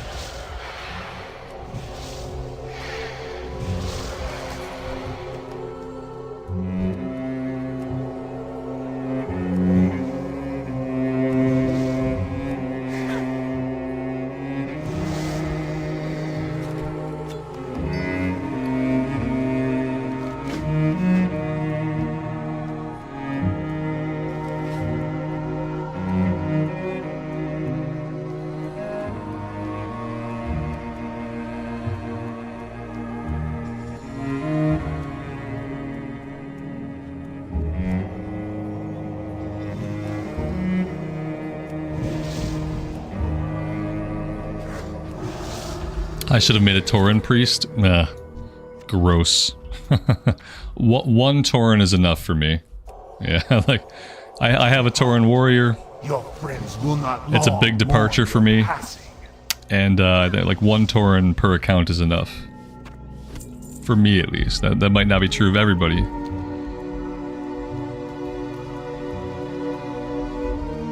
I think we could jump down here. This should be fine. Oh, yeah.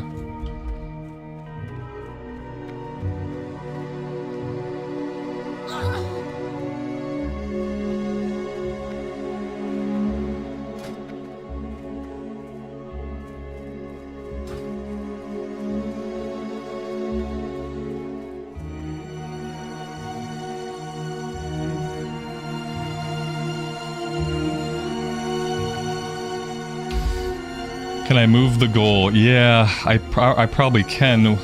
I kind of have it situated there. Let me do this instead, because I have it there for a reason. Let me do this. There we go. Now everything should adjust up. Okay, yeah, because that's where I want it to, I kind of tried to like mimic the XP bar with it. You know, it's kind of like a similar color as it fills up. So I kind of liked it by the XP bar. Let's see. Yeah, there we go. Okay, Alex, thanks for the call out though. Yeah, that's what I want it to be like. Perfect. Okay, now we're good. I didn't realize it was blocking the cast bar. Good call.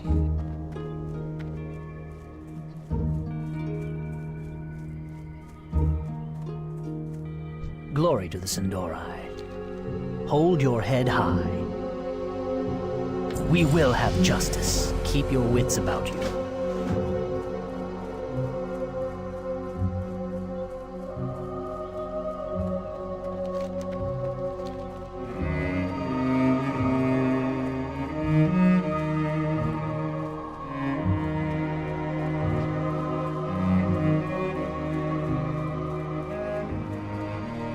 What business have you? Time is of the essence.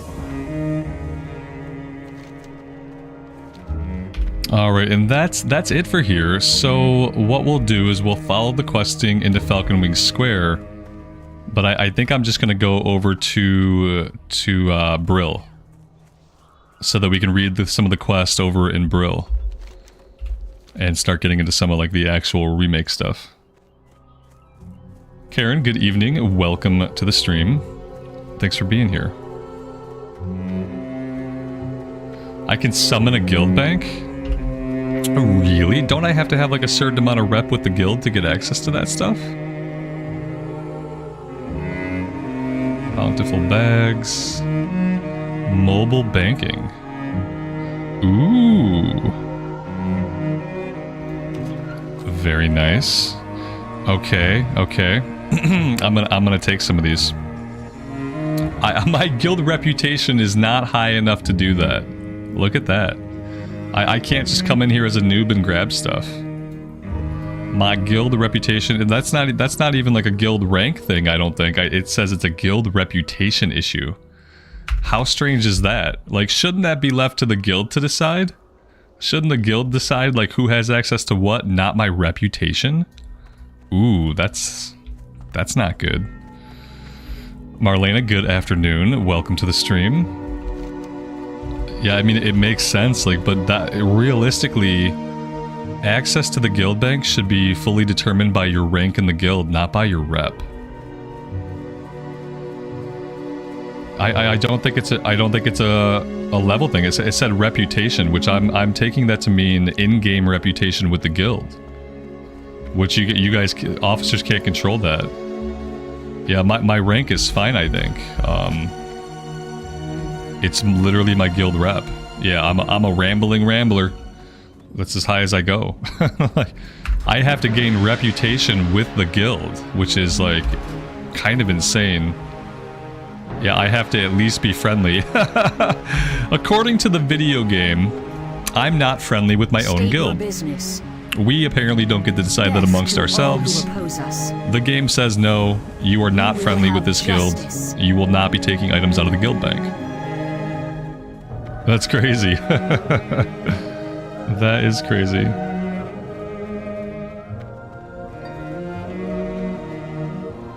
A tabard would probably help me get rep a little faster. I think as soon as I hit friendly, I should be good.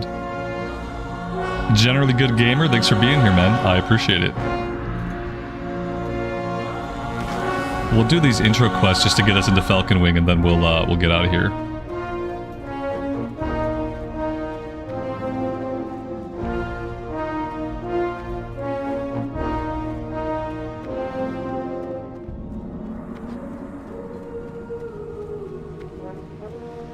Anu Belore Delana, keep your wits about you. Shorel Oran, be ready for anything.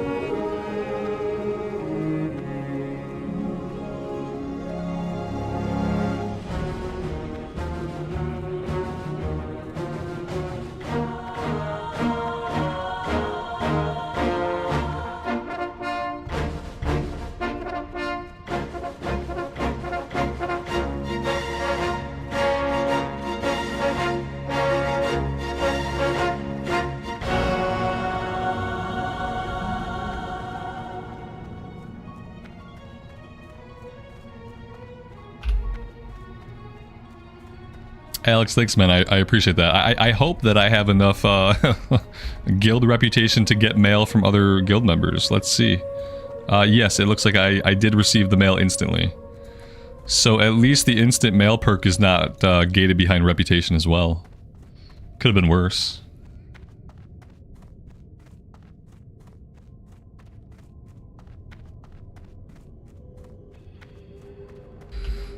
Alright, so I'm going to turn in the breadcrumb. We're not going to take the quest here. It is tempting, you know, it is tempting just to stay here, because this place is amazing. It's beautiful here, and the music is awesome. But I do kind of want to at least check out the changes in Tirisfal Glades, so if we want to do that, we are going to have to get going. Let's hit up the mailbox. A tabard, you say? Does this actually like do anything as far as like gaining reputation and stuff? I hate tabards. Can I hide my tabard at the transmog? I think the tabards look so bad on characters. I wish they would let you put the guild emblem like onto like a cloak or onto like your shoulder. I wish there were different options on where you could wear your guild emblem, because like the tabards are just horrendous. Yeah. They just look bad on the characters. Like this one, like I'm tucking my tabard into my cloak. Like how am I even tucking it in? This is a robe. We're assuming it's like one piece, but we're treating it like a top and a skirt. Like I'm tucking my tabard into my skirt apparently, which is not what you like to see. Yeah, I gotta see if I can transmog that off. I don't think we can do any transmog until we're like a higher level. I'm gonna try not to let it bother me too much.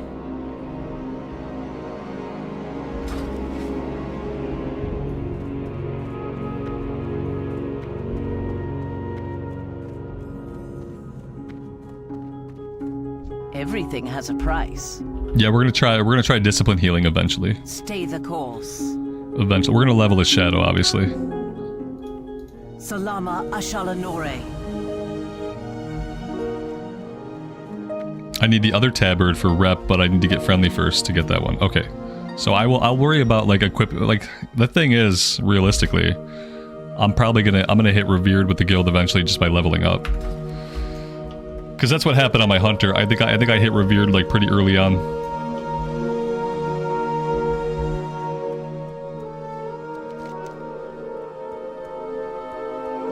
All right, so we're gonna go to Silvermoon. I'm gonna stop and grab herbalism and mining. And then we'll take the teleporter to get us over to Tirisfal Glades.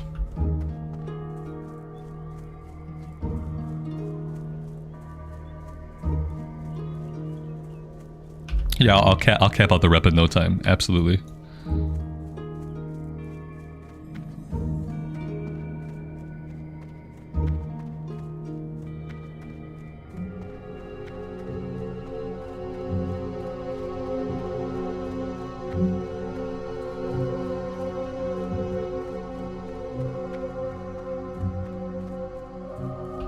Yeah, the yellow bar now is my guild reputation. Yeah, this is my rep with the Wrathful Ramblers. If I get this to friendly, I can do stuff like access the guild bank. The remote guild bank. This is skinning. No, we're not. See, we're not going to do skinning. We're going to do mining and herbalism. Because apparently they fixed the XP gains, and we could finally get XP by mining and herbing like we always should have been getting in Cataclysm. It's really good that they finally made it work. How long did it take them to make it work? A little bit too long. But hey, at least it works.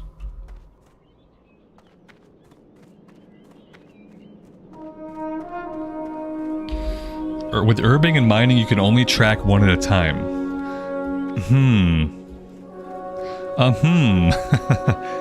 There's gotta be an add-on to fix that. Go. What add-on am I about to use? I need something that's like something easy to set up. I don't want to have to import data. Like, I need something like relatively lightweight. But I'm sure that there has to be a solution. Yeah, then again, no, I think I'm gonna have options for both. Yeah, I think Alex is right. Okay, we can track both now. I was gonna say, like, I'm looking at all the options I have, and it's hard to believe that we're not gonna be able to just track everything. We'll see how it works. Herbalism and mining. Okay. Let's see. They're both in the back. I just want, I want to be getting XP. So herbalism and mining both give XP per node. And I'm trying to maximize my XP gains as we quest. It's kind of like the cherry on top for questing is that, like, if you're doing mining and herbalism, you're getting bonus XP like as you run around. And I do want to focus mainly on questing so that we can read some of the new quests in some of the remade zones. And we'll try to keep dungeons to 1 run per dungeon just to get the quest done.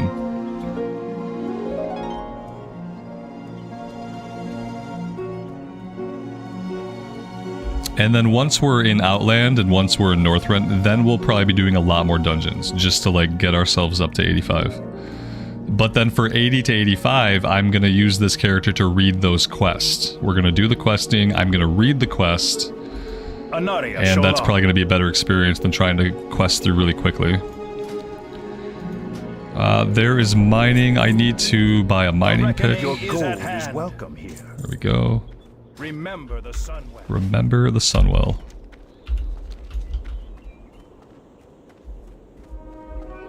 Alex, once you're raid logging, you're gonna level a tune with only mining and herbalism. I had a friend who did that back in original Cata. Yep.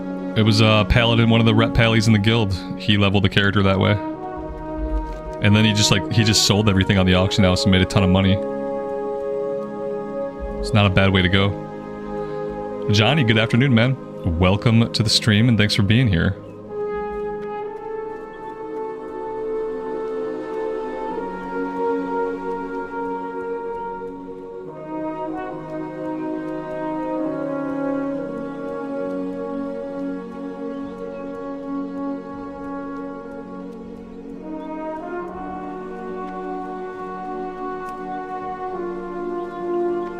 Baladash Malanore.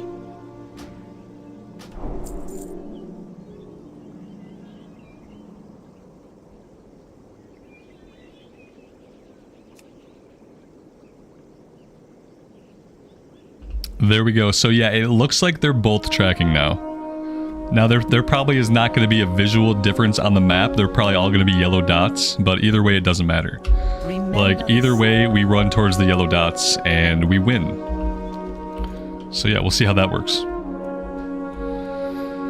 We will see how that works.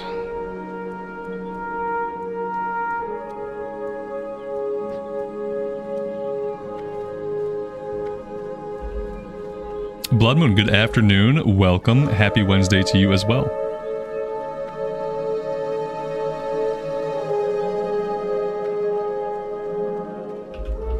Let's make a little stop at the priest trainer here. I'm not sure if we have anything else to train or not. Anu Belore Delana. Power word shield. Oh man, one thing I fell way behind on my hunter was like training. I would go like 5, 6, 10 levels between training. And I don't know if that's gonna be the same on this character or not. We'll see.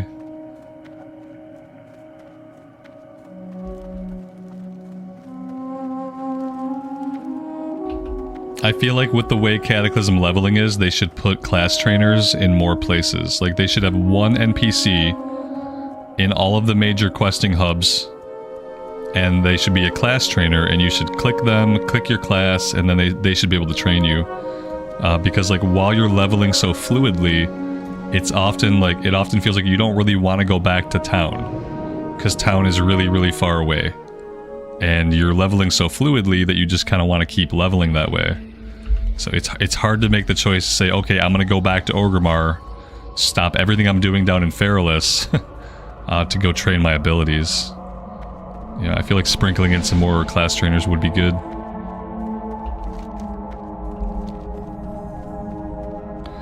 Alright, here we are. Tirisfal Glades. This will be my first time here in Classic Cataclysm.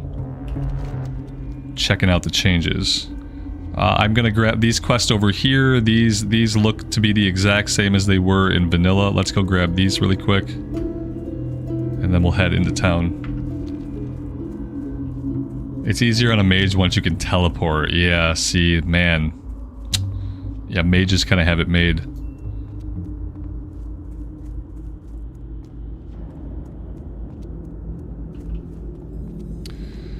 Alright. Oh, look at this. Oh, questy. Okay, so, like, right away. I'm gonna have to disable that in questy, aren't I? Because otherwise I'm gonna be running around to quests that are not really there. Why can't they fix this? Like, I know it's a free add-on, like, maybe I'm asking too much. But, like, why can't they fix it? I'm gonna turn off the available quest icons. Just so we don't see false positives on the map. I'm just baffled why, like, if they're not gonna fix it, they're just gonna leave it broken. What zones am I gonna play on this character? I'm gonna do Eastern Kingdom's Horde side. So we're gonna do Tirisfal Glades, Silverpine, Hillsbrad, Arathi. I'm not sure where we go after that. Like, yeah, we're gonna try to follow like a linear pathway through the Forsaken zones.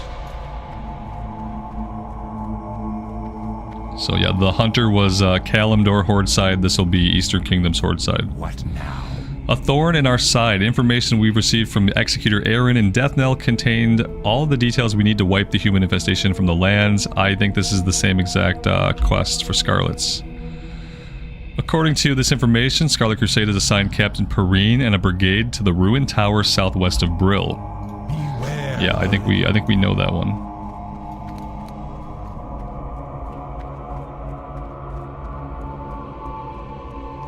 There's a quest in here somewhere?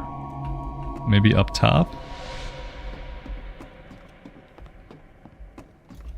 Yeah, I guess the Plaguelands eventually would be where we end up. I'm listening. Forsaken duties. I need a fresh report from our Death Guard way station to the east. I must know if more Scourge forces have slipped past the bulwark and into Tirisfal Glades. Okay. Doesn't seem like there's a lot going on with that one. We'll set the Hearthstone here. Dark Lady, watch over you. Is that all I have? Is 2 quests? That's like, you know, you're used to coming to Brill and then there's like a bunch of stuff to pick up. But yeah, apparently we are starting off with just 2 quests. Okay. Well, we have a quest to go talk to these people. So let's head over here first and we'll go after the Scarlets. And we'll kind of see. I wonder if I missed anything coming in from Deathnell. Like if I take the road out, I wonder if I'm gonna find quest out this way. That I really don't know. We might have to go investigate that.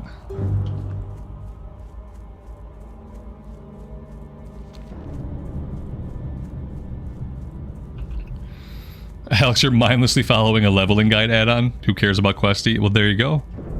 Yeah. I mean, that's the way to do it, I guess. If you're just trying to get it done, that's probably the way to do it.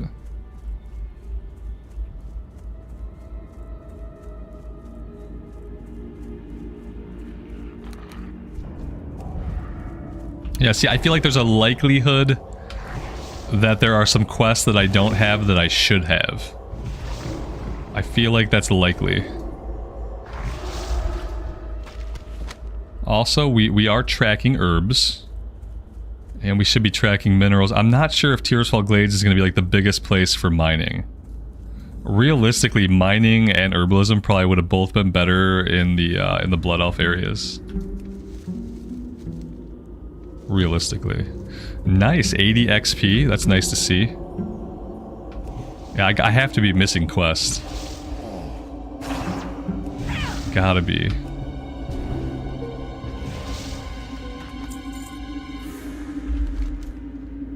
Do we think there are more quests somewhere, like over to the west? Has anybody leveled up like as a Forsaken? Is there like a quest hub over here? I feel like look at this, like yeah. There's stuff over here. We're going that way. We're not gonna bother with the level 8 stuff yet. We're gonna head over there and see what quests are there. There's got to be something going on.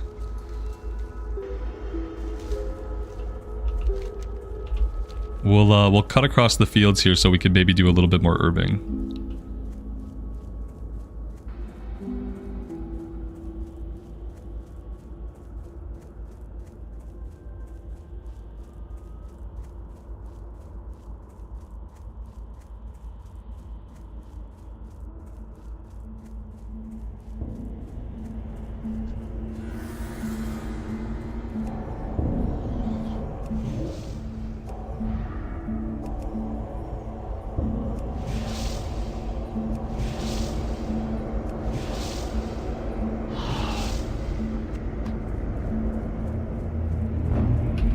I wonder if the bonus XP that we get from Heirlooms applies to the mining nodes and the herbing nodes.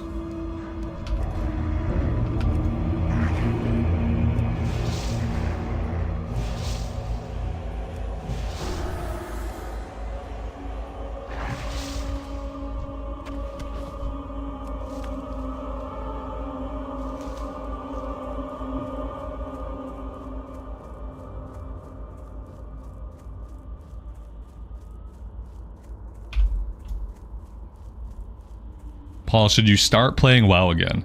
That's like, to me, that's like such like it's such a person by person type of question. There's like so many things. It's hard to like unilaterally tell somebody like, yes, you should come play WoW again right now today. What I can say is that like WoW is in like probably the best place that it's been in like the last 15 years, like for a lot of reasons. The biggest reason you should play WoW right now is like there's lots of different versions of WoW to play. You can play Classic Era WoW, you can play Cataclysm Classic, you can play Season of Discovery, you can play Modern WoW. There's like just a bunch of flavors of WoW to choose from. So if you're a person who likes WoW or you've liked WoW at some point in history, then right now there's a version that you can play that doesn't involve being on like a private server. So that's like the biggest reason I would say like is a good time. Like if you're ever going to come back, now is a good time. But whether you should come back, like that's like a personal question. That, you know, how much time in life do you have? What are your other hobbies? Like, you know, if you've played WoW before, you know that this is a hobby that can really eat into your life. If you do get into it and you do find that version that really appeals to you, you have to allow for the fact that it could really like eat into your life. So that's kind of like a personal choice. Reaping the Reapers. Humans are notoriously fickle creatures. The farmers to the west are no exception. Sure, they may be plowing their fields peacefully now, but tomorrow they may be raising their sights against us. Okay, so this is an old quest. And then 10 pumpkins. So we've done these before. They just kind of moved them around a little bit. They gave these guys a little house to live in, and that's about it. Alright. I see a couple nodes out here. Let's go hunting for some herbs and stuff. There's one more quest. Somewhere, maybe upstairs. Yeah, it's gotta be up here. Did I update CurseForge today? I updated everything that was there to update, yeah. I checked my add-ons today. Speak quickly. I did have a questy update, so I am as up to date as I can be, unless they pushed out another update within the past 3 hours.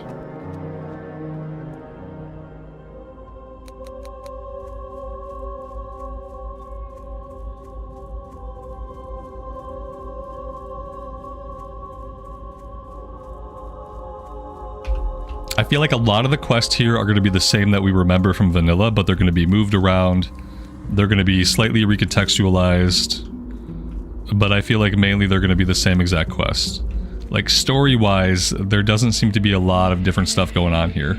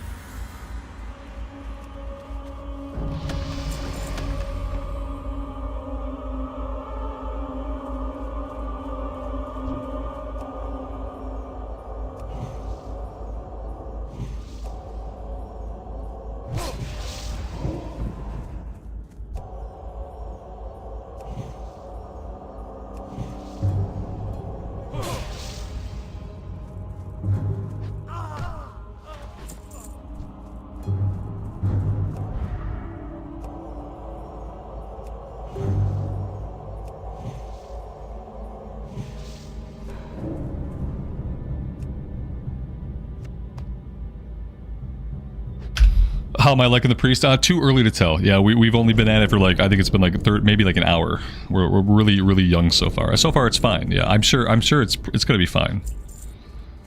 Yeah, like listen, like the hunter was the most boring thing I think I have ahead of me. So like I got through the hunter to level 60. You know, this character is probably gonna be more interesting than the hunter.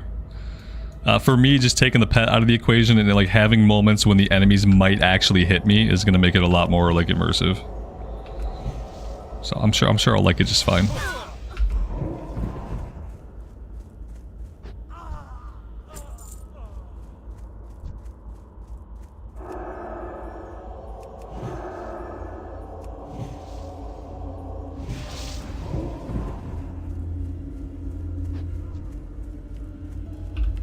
Will I go DPS or heals? We'll do a little bit of both. That's the good thing, is like for the most part, at least for heroics, I'll be able to have the same set of gear, so I won't have to manage 2 gear sets. We'll have dual specs, so we'll do shadow and we'll do discipline healing. But yeah, I do want to see how healing is. And so we'll do that on this character as a discipline priest. And if we hate discipline, we'll try holy, but I want to start off by trying discipline.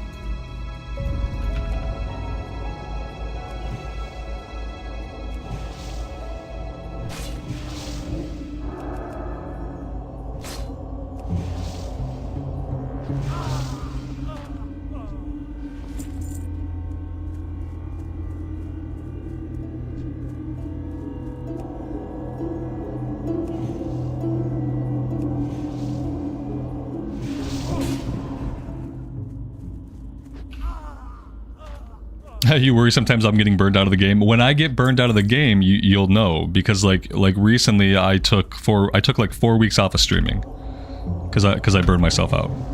So like when I get burned out, you will not see as much of me. It's just kind of what happens. I try to do things to make sure that I don't get burned out, but like it's bound to happen like to everybody. The important thing is like when that happens, you like kind of change things up, or you take a break from what you're doing, do something different.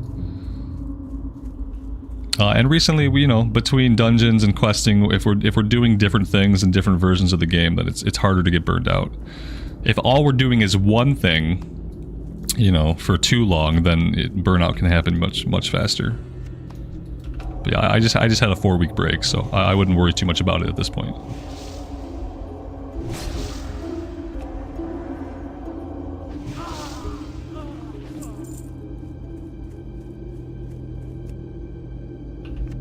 to be fair, like also like the burnout that I experienced recently was partially due to like, you know, I'd been streaming for a year at that point, and I was noticing that like the channel, the community, like we weren't really growing.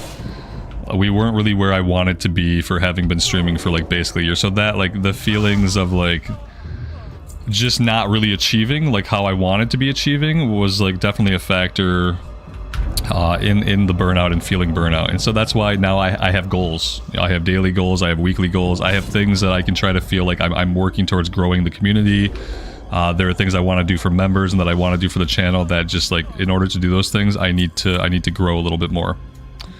So now that I'm working towards goals, I think it's going to be easier to not feel like that sense of burnout that comes when like you're working on something but you don't feel like you're making the progress that you want. At least that's the hope.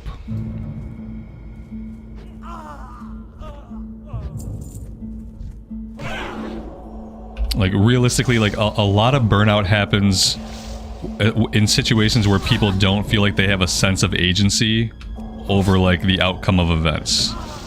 Like it can happen at a job when you feel like it's kind of a dead end. It can happen in a hobby when you feel like you're not growing or improving. But yeah, a lot of burnout happens faster when someone feels like they don't have agency over what's going on.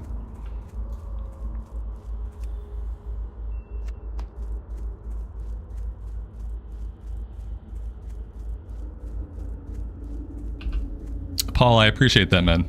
Thanks for saying so and thanks for being here, hanging out with the stream. I don't have a quest to kill these Scarlets. We have a quest to kill the other Scarlets. I'm surprised we don't have a quest to go after the warriors.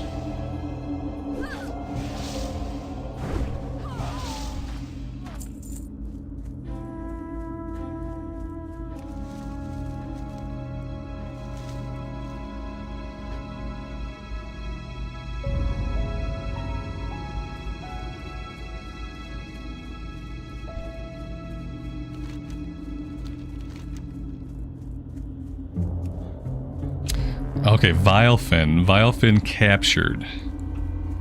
So we need to capture a Murloc. Place the leash on a wounded Murloc. So we gotta probably DPS him down to like 30%.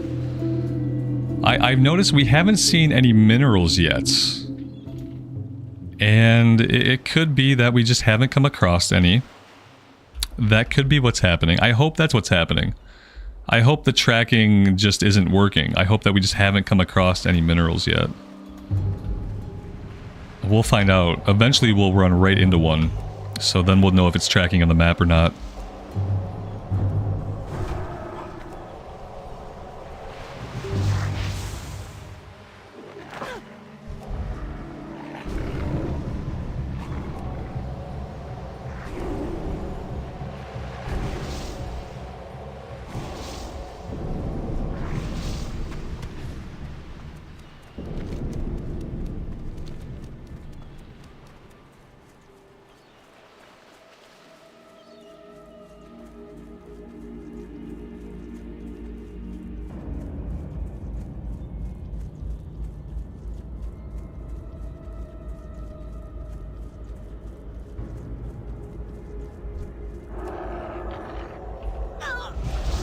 You wish we could see a non-plagued Tirisfal Glades? Yeah, with the Forsaken making it their home, it's unlikely. Yeah, it would be cool if the story arc for Tirisfal Glades was that it was unplagued, but the problem with that is the inhabitants of Tirisfal Glades are the Forsaken. So it would almost be like counterintuitive, unless like the Alliance were to take it back.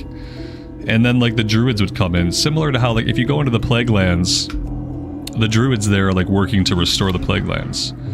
But like nobody's really doing that in Tirisfal Glades.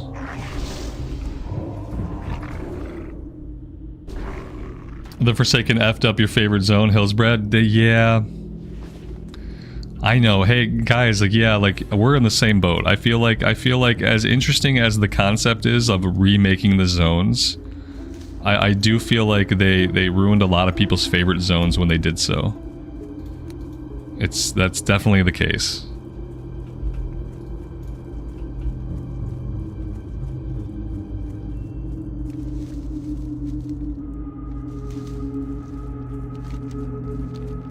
Okay, I don't want to chase herbs like forever.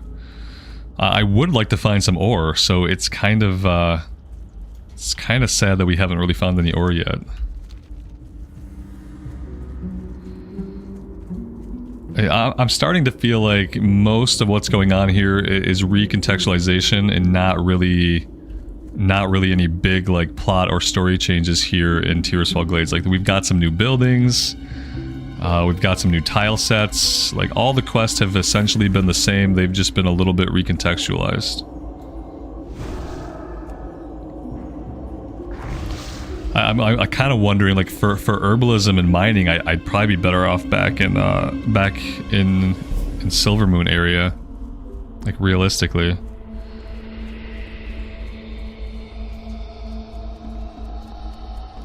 This had better be good. Watch your back. See, we just got the Poison the Initiate quest, I'm pretty sure. Trust no one. 4 marrow petals, 4 Zavern thorns, 8 briny sea cucumbers. Okay. Yeah, like nothing super different there. Nothing up here. Yeah, what am I doing with this guy? Is he not being returned right here? Like, why do I still have him? Maybe I return him to this guy. Oh, there we go. There we go. Okay, yeah. We don't need a little Murloc pet. I'm good with that. Now this guy, he wanted the Murloc pet. That's his pet now.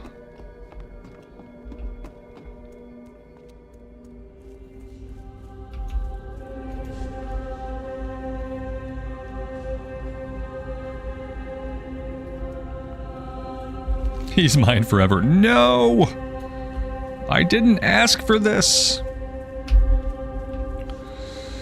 Alright, now we got the warrior quest. We got Zavern's Thorn. Okay. The one thing I wish they would have changed here, I wish they would have changed the music. Because the music is, well, you know, it's not really music. Let's see if, like, maybe we can do something about that. Here we go.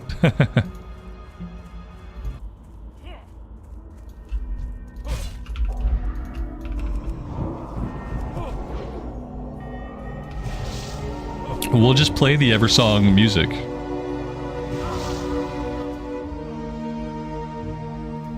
Yep, that's what we'll do.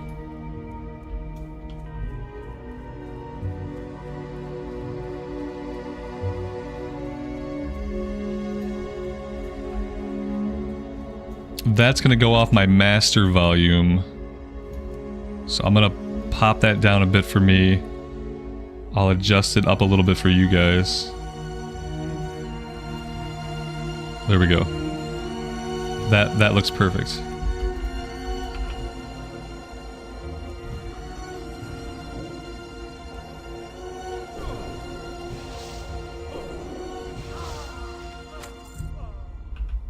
A Scarlet Letter.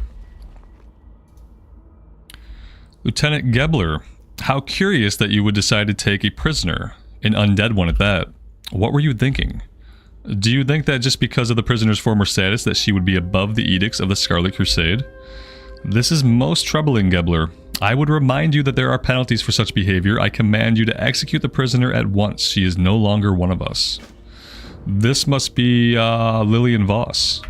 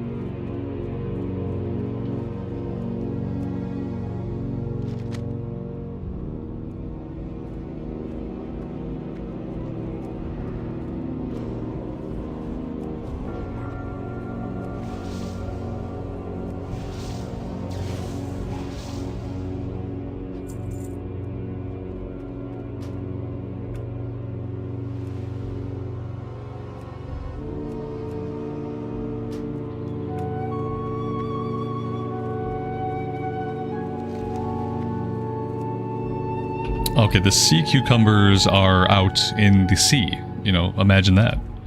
Sea cucumbers out in the water. Ooh, we have a rare. Don't the rares give like a bunch of XP? We have to kill this guy.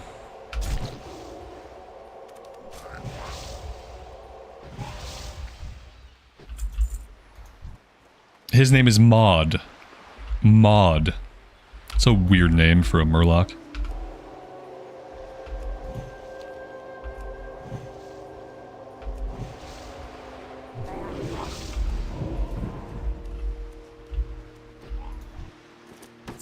A small green pouch.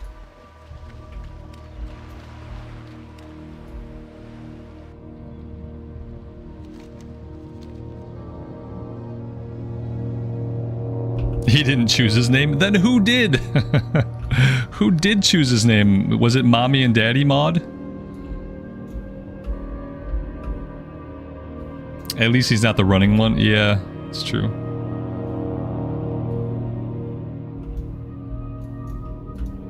Am I collecting these? I am collecting these. Is it counting towards the quest? Yes, it is. So there's purple ones and green ones. It doesn't seem to really matter which one we grab.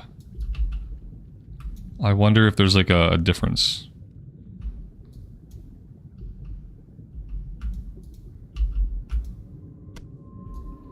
I didn't know sea cucumbers swam around like this. I thought they were basically like rooted.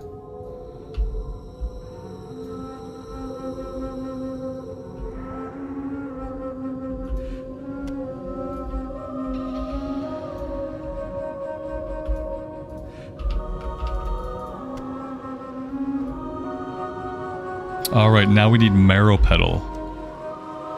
Marrow Petal... Oh, we're getting that way over to the east. Okay, so let's finish killing the Scarlet guys first. Then we'll head over and get the Marrow Petal.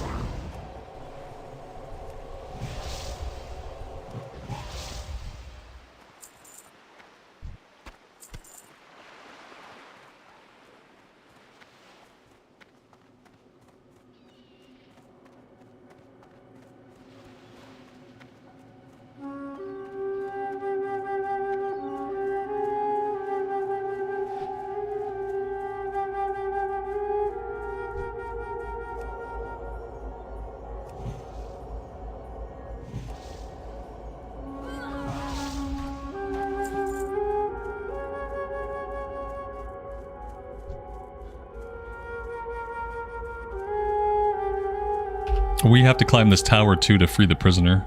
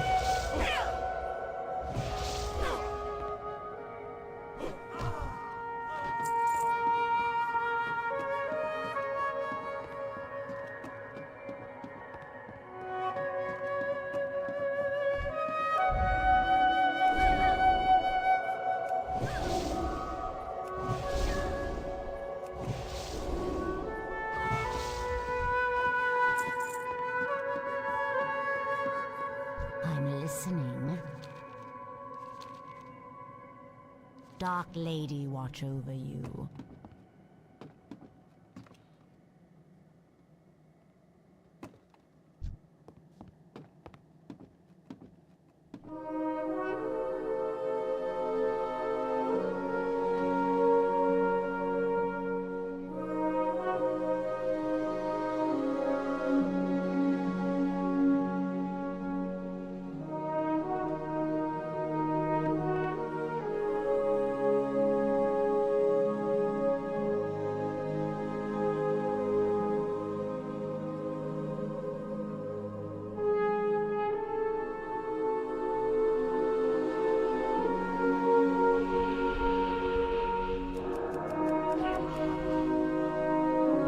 Nice.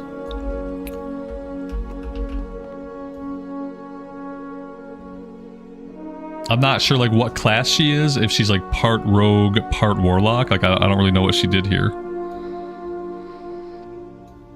What now? Are we letting her out? She's not, she's like just chilling. What are you doing here? I'm trying to let you out of your cage, but apparently you can just come and go as you please, so no big deal. Victory for Sylvanas.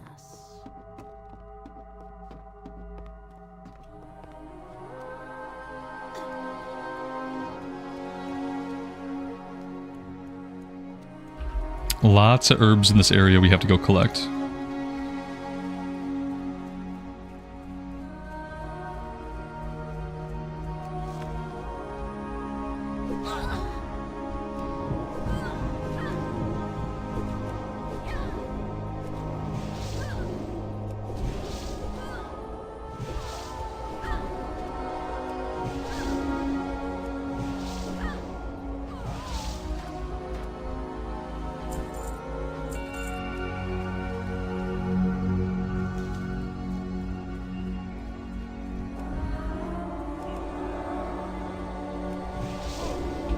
I mean, unless we start finding a lot of copper, it's going to be hard to keep that skill up. Unless we buy some on the auction house and then we smelt it. And then smelting will also level up our mining skill. Because yeah, we're not coming across any minerals. I know for a fact in Eversong Woods there's plenty of ore. Oh, here we go. I just have to talk about it. Okay. Well, we got one node. At least now we know it's tracking. So the tracking is working. We just haven't been coming across a lot of it.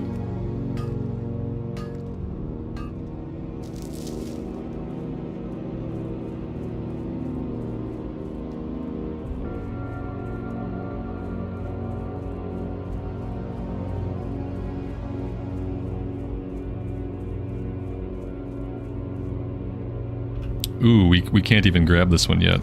That's rough. Alright, so... we could just hearth back and then we could run to the lake from there. Let's just go back and turn these in. They might chain.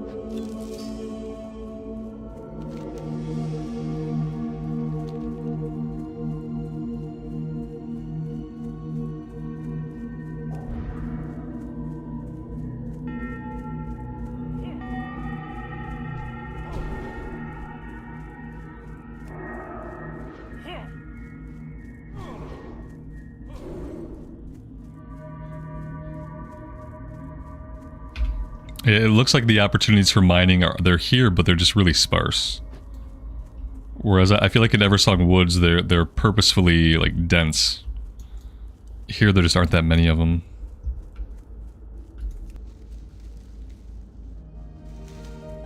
Plenty of herbs though.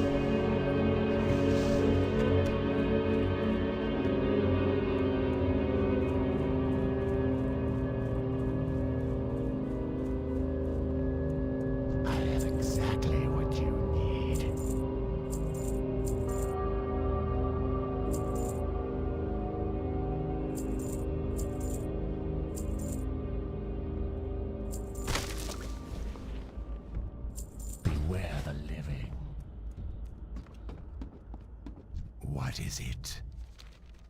Our time will come. Remember, patience, discipline.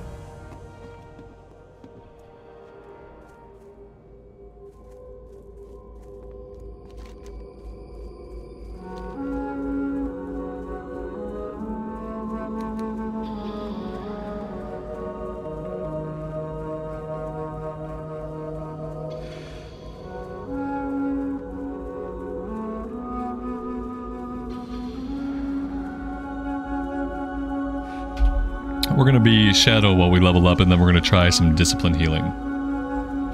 So yeah, eventually I'd love to heal. And we'll do it as Discipline, and then if we don't like Discipline, we can always try Holy.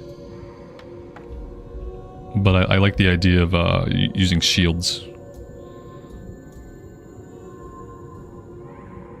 Like Power Word Shield, stuff like that.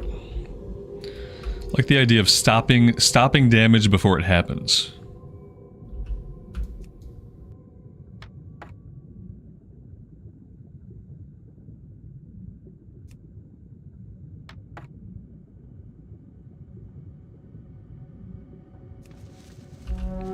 Even the fish are undead, yes. Not really sure how that works, but apparently it does. It works because magic. Yeah, that's why the fishing opportunities here are not very good either.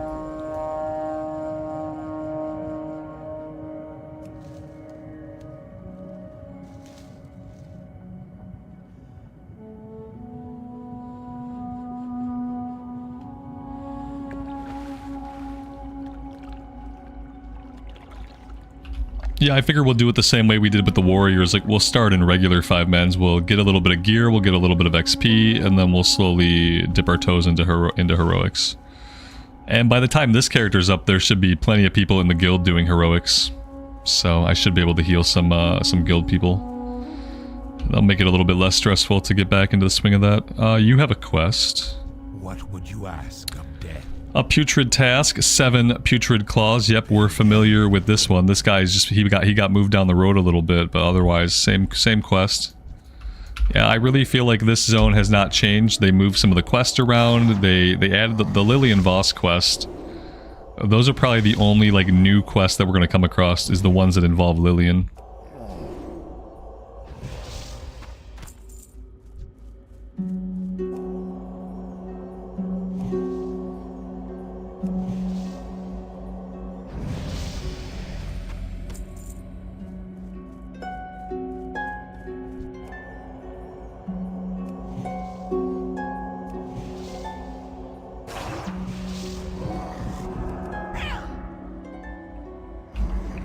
Silver Pine's totally changed? Right on. Yeah, I don't remember the Silver Pine revamp. I remember a little bit of the Hillsbred revamp. I can't really... Maybe I get Silver Pine and Hillsbred confused, though. They changed both the zones quite a bit, from what I recall. I remember there not being, like, any alliance in Hillsbred anymore. That's, like, the biggest thing I remember.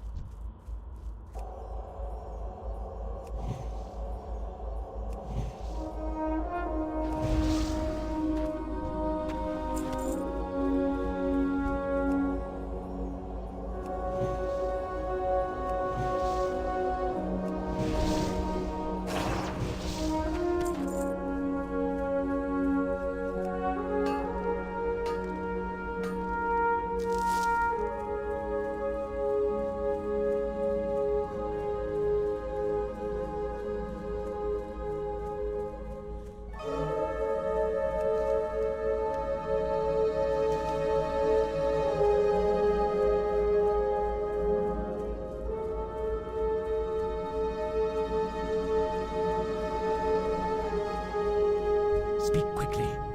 Trust no one.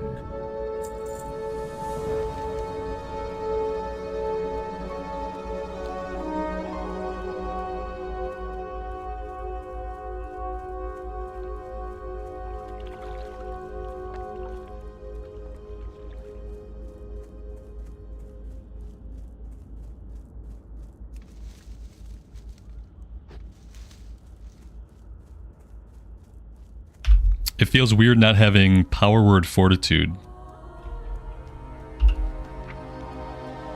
Inner fire, okay, fortitude at level 14. That's not bad. We could train Mind Blast, we can train Renew. Is this guy a class yeah, there is a class trainer here, so we should be able to train.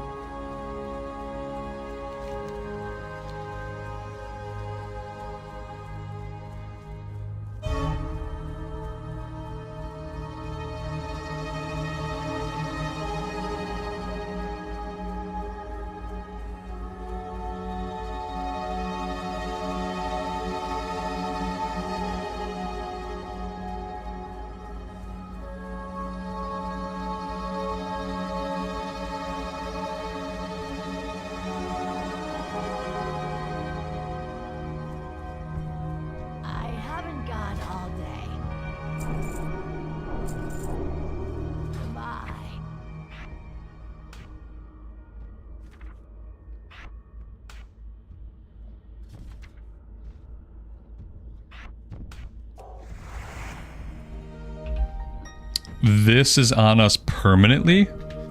Increases armor from items by 60% and spell power by 8. So that's new. The spell power is new. And it doesn't have a timer. It doesn't have charges. It simply stays on us forever. It's the idea of having a spell that you cast on yourself that stays on you forever is kind of interesting. Because then you think, like, could this not just be a passive? Wouldn't it be better as a passive? Like, because right now it's like, if you're forgetful like me, you're just like, you're gimping yourself. You put it up there, it stays up, and that's it. What now? Goodbye. Our time will come. If you go into Holy, you get chakras, which are annoying. I kind of remember the chakras. Yeah, it does sound annoying. I think we're definitely gonna go discipline. I kind of remember there's like one of them is like a blue, one of them is gold. For some reason I kind of remember the chakras. I don't really remember playing much of a priest back then, but I do remember the chakras. So I must have spent a little bit of time on a priest. Cata was the expansion when I had the most max level characters, so it wouldn't surprise me if I had a priest of some level.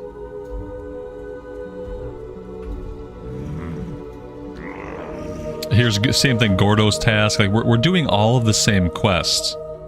Only the Lillian one was completely new. We're just doing them in a different area, in a different order.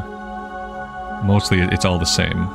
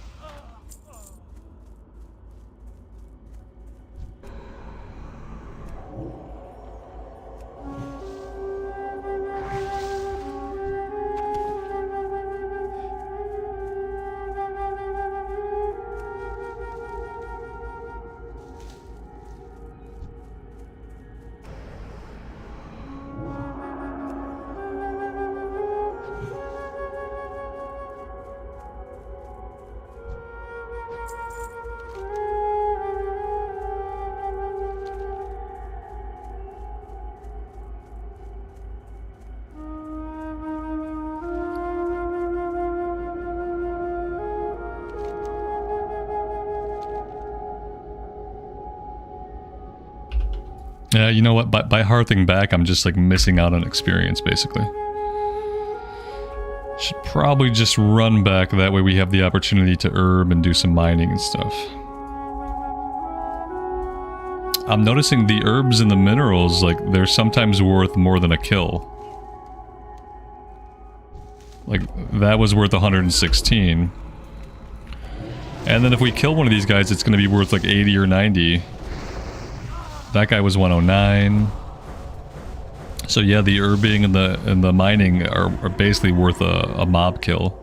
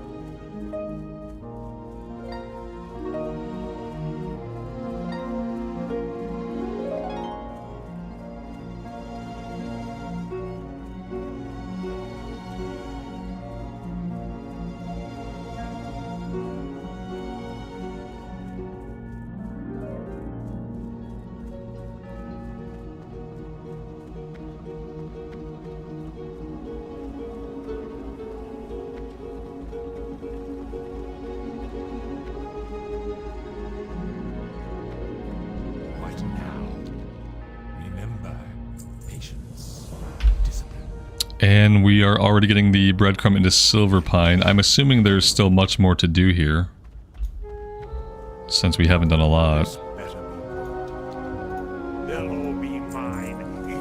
Darkhound Pounding. 5 vials of Darkhound blood. I don't think the quest name was the same, but the quest itself seems to be the same.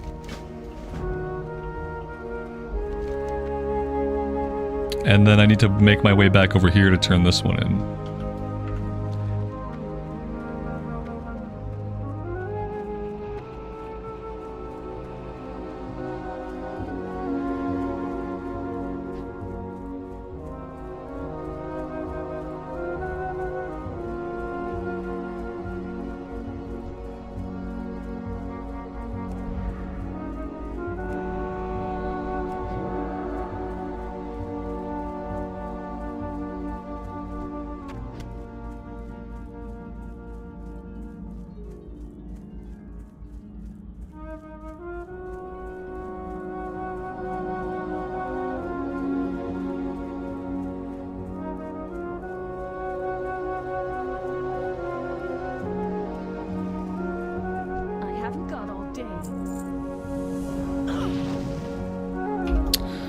We had a breadcrumb to talk to her, but then... Oh yeah, okay. The follow-up is over here.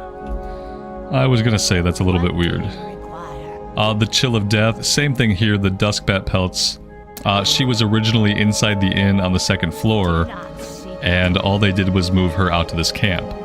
So a lot of times, it's not that they changed quest or that they made up a new quest. They, a lot of times, took a quest giver from point A, moved them to point B, and that was the change. And this zone is a really good example of that, because like 90% of the quests we've been doing have simply been moved around. Otherwise, they've been the same.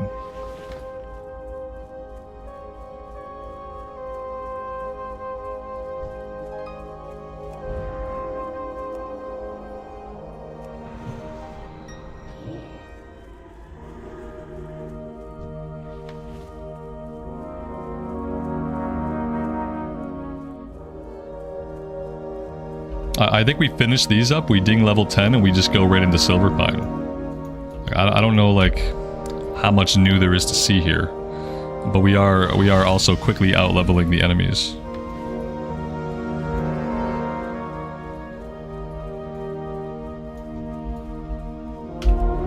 I think there's a little bit of Lillian Voss story, though.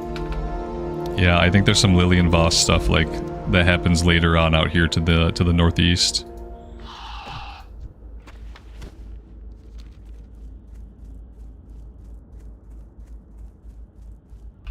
But I am kind of tempted to be a little bit more efficient and, like, simply, now that we're at level for it and we're out leveling the stuff, simply to move on.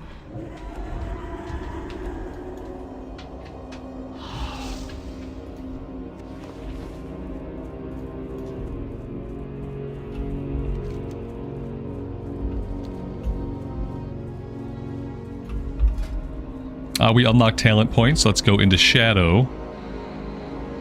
Spell haste by 1%, damage of our Shadow Word Pain, or Veiled Shadows.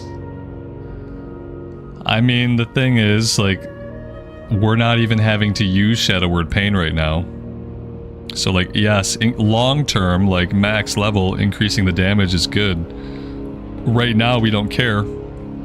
But we're gonna do 3 and 2. We'll do haste first, and then we'll do improved Shadow Word Pain.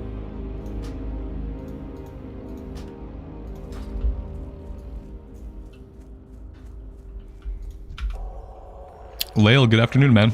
What have you missed? Not much. We did some heroics earlier. The warrior is now at a place where he doesn't need any more heroic dungeons. All he needs now is some consistent, normal raiding, so we started up a priest. I did a couple polls yesterday and today. A lot of people want to see some leveling content in the streams. So we're gonna hang out and level this priest up. Eventually we'll try some discipline healing.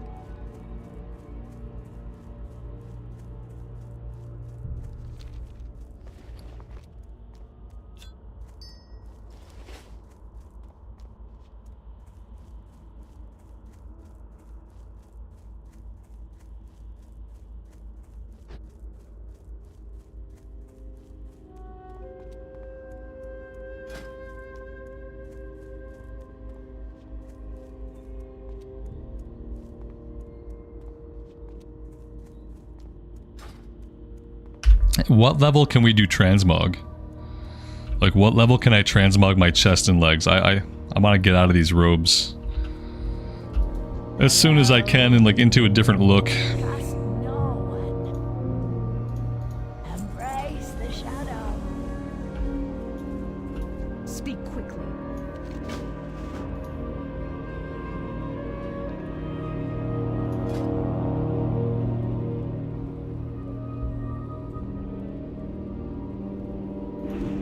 At item level 200? Wait, what?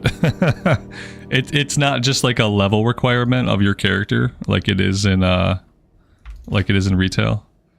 Because yeah, I'd basically love to wear just about anything else. Even of like the crappy... I'd love to do like a tunic and trousers look.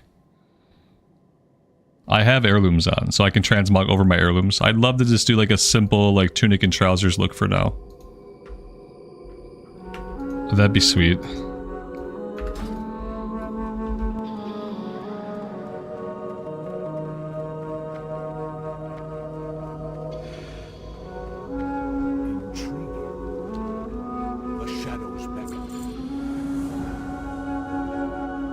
We're gonna turn these in, and then we're gonna head on to Brill, or to Silverpine rather. We're gonna get moving.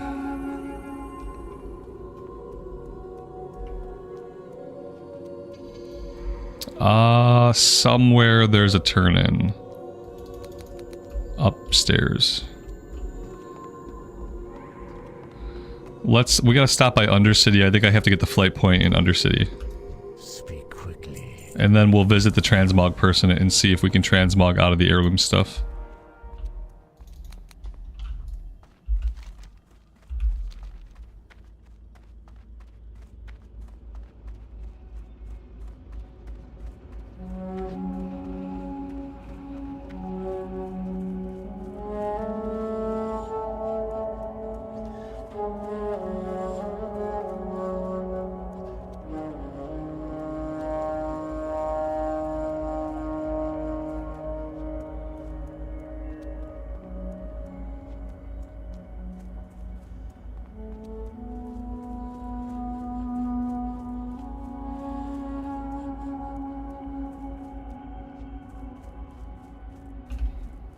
It'd be really cool if one day, like somewhere down the line, I want my classic collection to merge with my retail collection. Like, I want all the cool stuff that I'm collecting in classic to eventually be accessible to my modern game characters.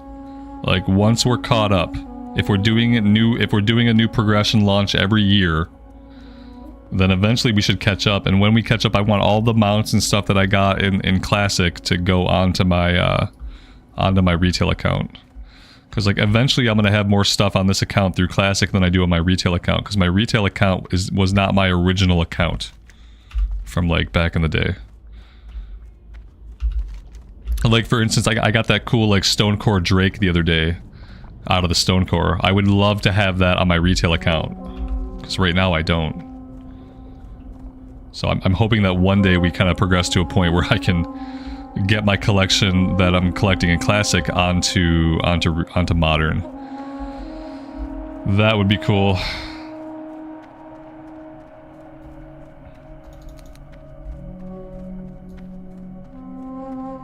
And if I can like keep telling myself there's a time when that will happen, then it feels less wasteful of my time playing Classic. If I tell myself eventually the cool mounts, the cool transmog, all the stuff you do will be accessible in a modern version of the game, then it makes that stuff worth doing.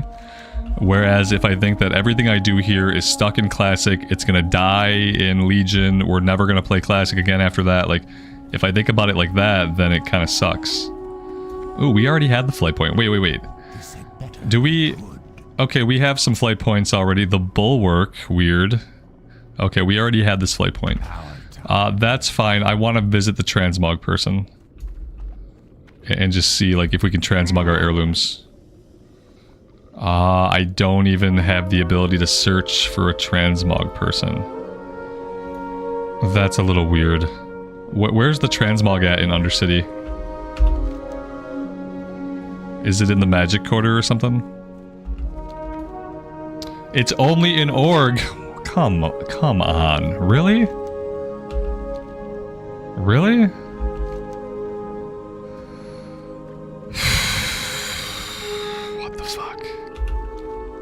I guess it's just an endgame feature. Like, they don't care. People doing, you're not going to do it leveling up. Okay, got it. Eventually, I will take myself there because I just want to look at something else besides the heirloom stuff. So I'll just take myself there off stream and do it that way. It's really disappointing. Yeah, I don't know. It's 2024. I feel like adding a transmog vendor to all the main cities is just like common sense at this point.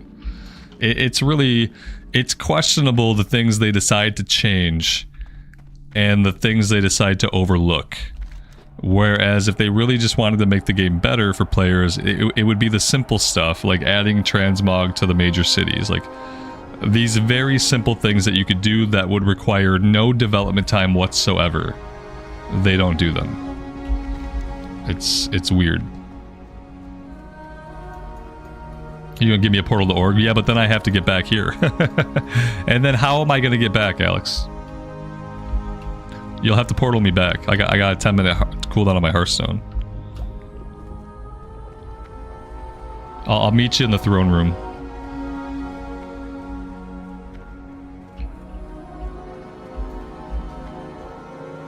This is assuming that I can transmog my heirlooms right now, which we might not be able to do.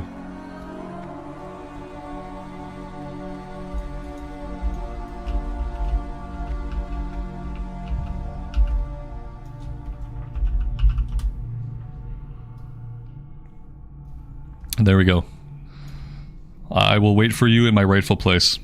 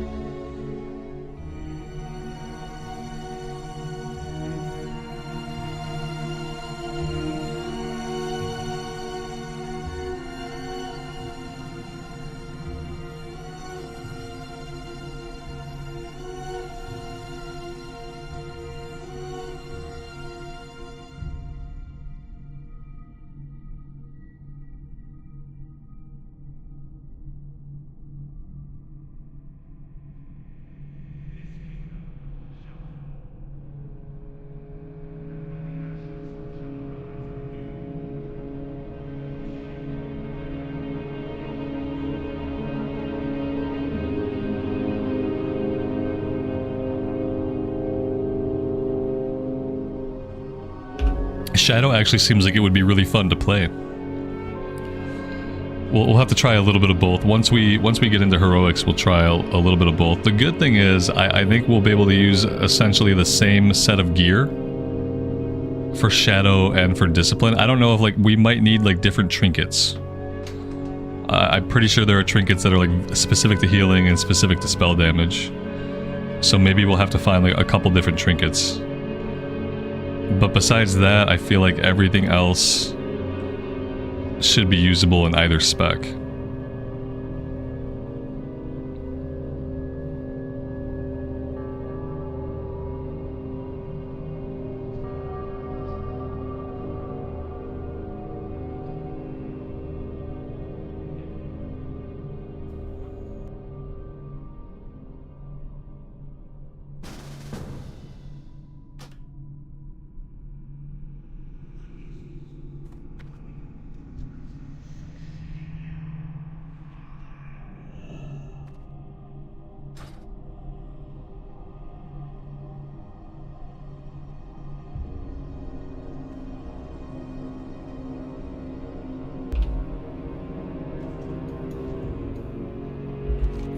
Cleft of Shadows. Okay.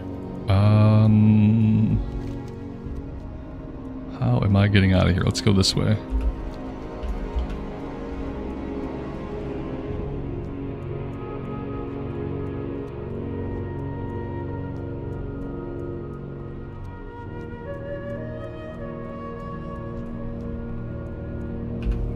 Mounts are still at level 20, right? We don't get mounts at level 10, do we?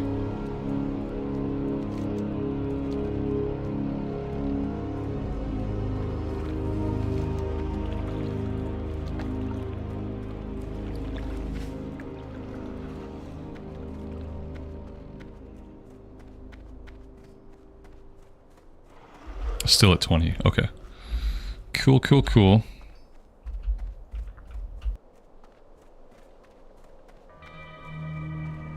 Oh, the other thing is I'm gonna have to send myself some gold. Yeah, I don't think I'm even gonna have the money to do this. Yeah, I can transmog. Oh, yeah, I can transmog my chest. I don't have heirloom pants because heirloom pants are not a thing, but that's okay. This is gonna cost me money though. I need to send myself a little bit of gold, and then I'm just gonna go. Oh, well, yeah, sure, I'll take it. Alex, thank you so much, man. I appreciate that. Let's just put on like any of these tunics. Let's do the green one, looks good. And then shoulders. It's funny, you can't just hide shoulders yet. I guess they must have put that in the game later.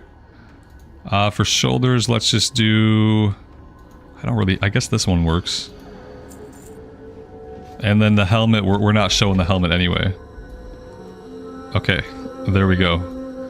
Now we look like a normal, everyday adventurer and not like a warlock. That should be good. I'm happy with that for now.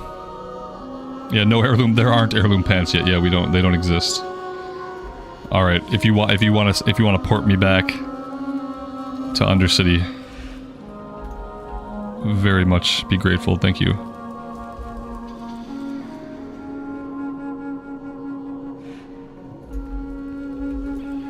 And then I'll probably just hide the cloak as well. I'm not really like a huge fan of the cloaks. Show cloak. There we go. All right. Perfect.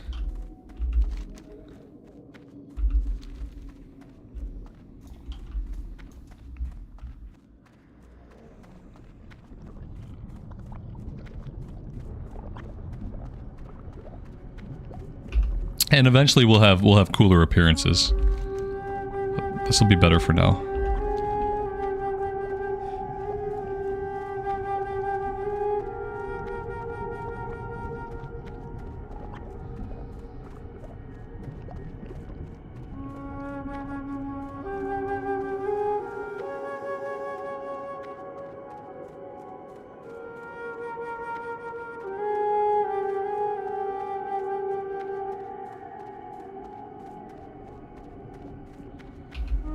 My favorite zone in Cata?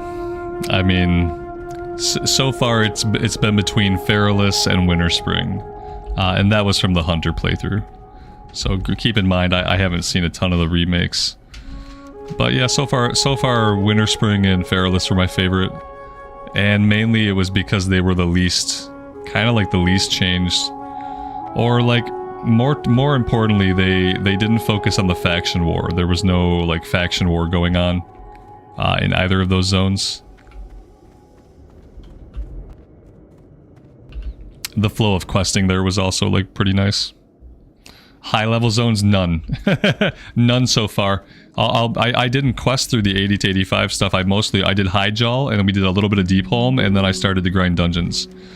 And so on this character, I'm actually going to read the quest. And I'm not sure if maybe trying to read some of the quest is going to make it more enjoyable or less enjoyable. We'll find out. But yeah, so far, like, if I had to choose between Highjaw and Deepholm, I would probably pick Highjaw, but neither of them was very, very impressive on first glance. That's why I mainly ground dungeons from 80 to 85. But on this character, I'll try to read some of the questing, and like, I'll try to at least do the questing. That way, this character can unlock all their reps, whereas the warrior doesn't have all their reps unlocked.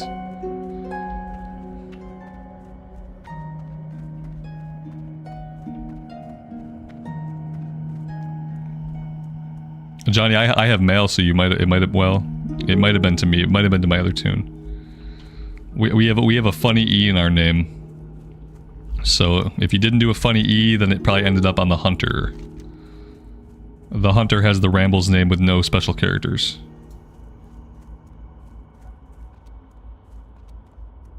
But I will check.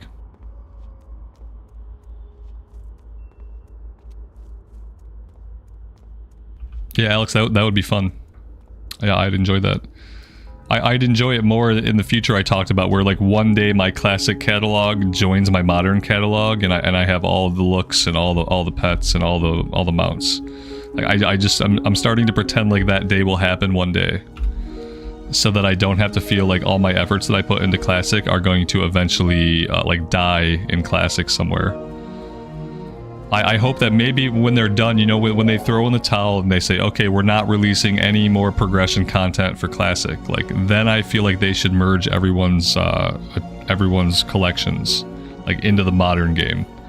So that way, like, even if Legion is as far as it goes, and we don't progress in the, like, past Legion, at least that way you get your stuff. You get to keep all the stuff that you collected.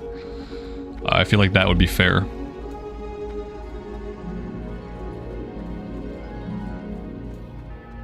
Colin, good afternoon, man. Welcome to the stream, and thanks for being here.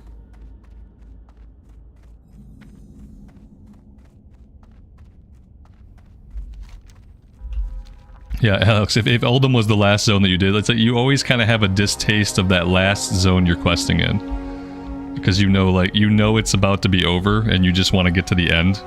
And, like, no matter how you approach it, like, that mentality always kind of surfaces. So you know you're about to be done leveling, and that colors like how you feel about that last zone, because the last zone that you're in feels like a roadblock basically.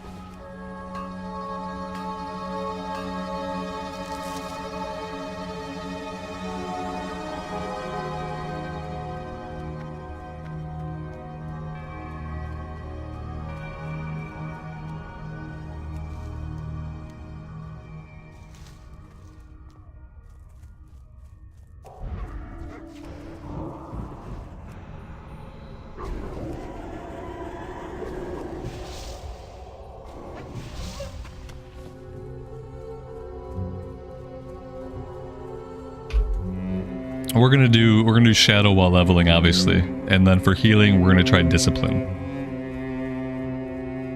Whenever we can afford dual spec, which I think dual spec is relatively cheap. I think it's only like 10 gold.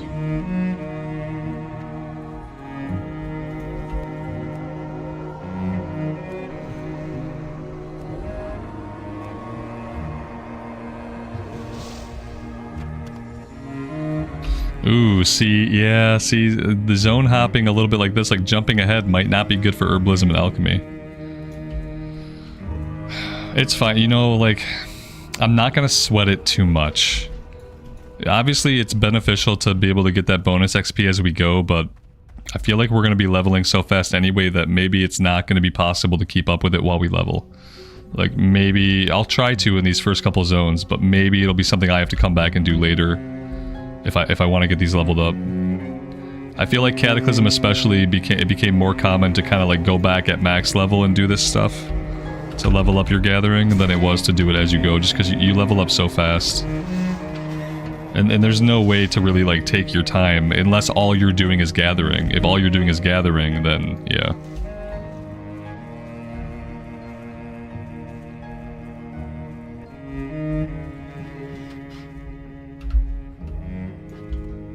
We'll see. We'll see how it goes.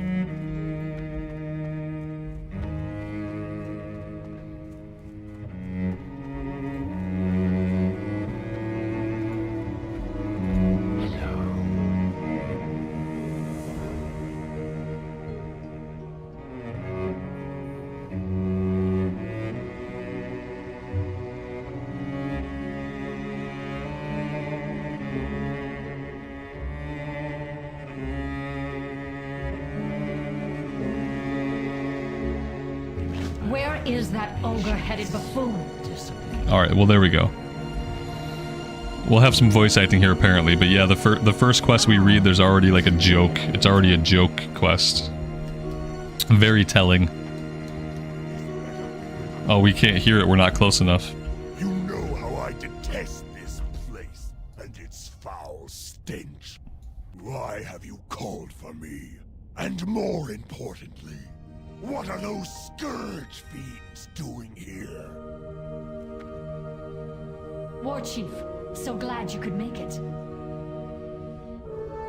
With the death of the Lich King, many of the more intelligent Scourge became unemployed. Those fiends, as you so delicately put it, are called Valkyr. They are under my command now. And they are part of the reason that I asked to see you. Get on with it, Sylvanas. Very well, War Chief. I have solved the plight of the Forsaken. As a race, we Forsaken are unable to procreate. With the aid of the Valkyr, we are now able to take the corpses of the fallen and create new Forsaken. I don't know why she thought he would care. Like, Agatha, show the War Chief. why did she think he would care or be happy about this? She must not have known him, like, at all.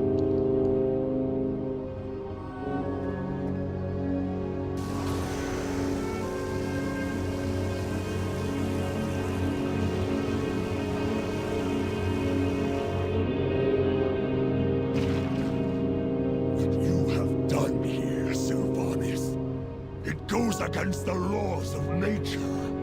Disgusting is the only word I have to describe it. It's however you want to interpret it. Without these new Forsaken, my people would die out.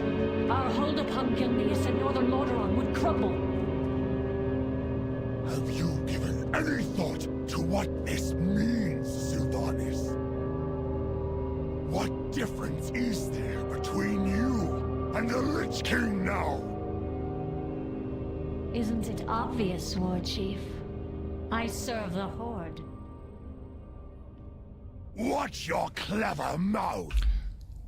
I thought they put it back to how it was originally. Stay behind They and didn't. make sure the He still doesn't call her the B word.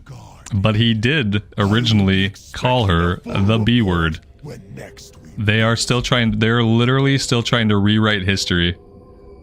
remember, Sylvanas. Wow. Eventually, we all have to What stand the before fuck? our It's fiction. face judgment. It's a work of fiction, and it's a dark fantasy world.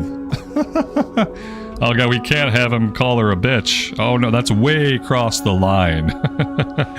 Okay, he's an orc from another planet, and she is like a zombie. Like but we can't use the B word. No. She just rezzed a bunch of people and made them into Forsaken. That's fine. I can't. God, why? It doesn't, like, people don't make the reason is because people don't make sense. Like, they can't do things that make sense anymore creatively because so many humans just don't make any fucking sense anymore. That's all it is. What is it? Let's see. Recover 6 clean beast guts. Lovely, lovely. So these seem like they're new. Are they very story heavy? Not really. What now? Agony abounds. 8 ferocious doomweed. More doomweed.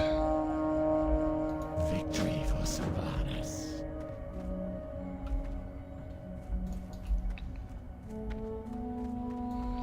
Yeah, the point is, like, you like, firstly, like, a fiction in a video game that you made has nothing to do with the actions of real life individuals. Like, those two things are not connected. You know, you can have a work of fiction that's completely clean, and the people that make it can still be horrible people. Conversely, you can have a work of fiction that includes things like the B word, and the people that made it can be normal people. Like, that, those two things are not connected. And the idea that they are connected is really effed up. And the idea that they, like, Blizzard clearly thought they were connected because they went back and they scrubbed their game, like, as much as they could of stuff that they thought was questionable. But that kind of just makes you look guilty. That makes it look like everybody there must be a terrible person if you feel like you have to go back and scrub all the fiction from the past 10 years down to the point where you're changing paintings in the game. It's like, well, those two things aren't connected. It's crazy.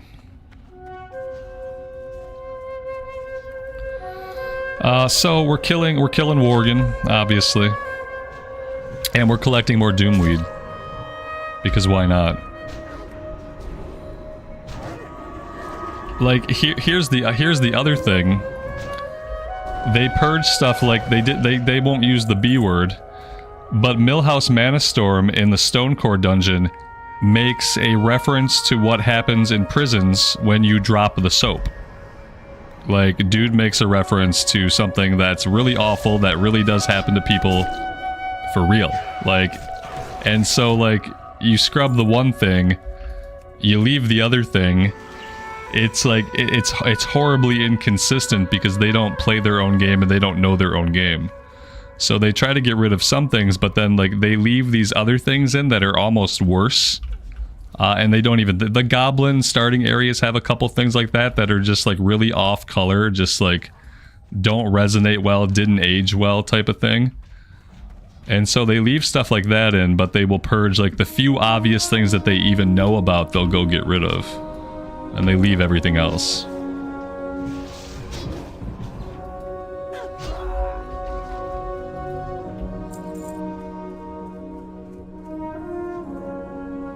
I need 50 for 50 for Mage Royal. I'm never gonna get there.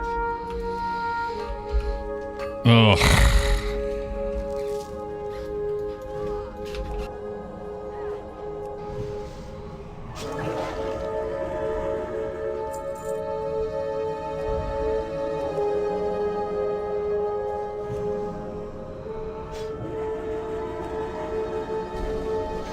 The armor these Worgen are wearing looks sick. I like the armor they're wearing.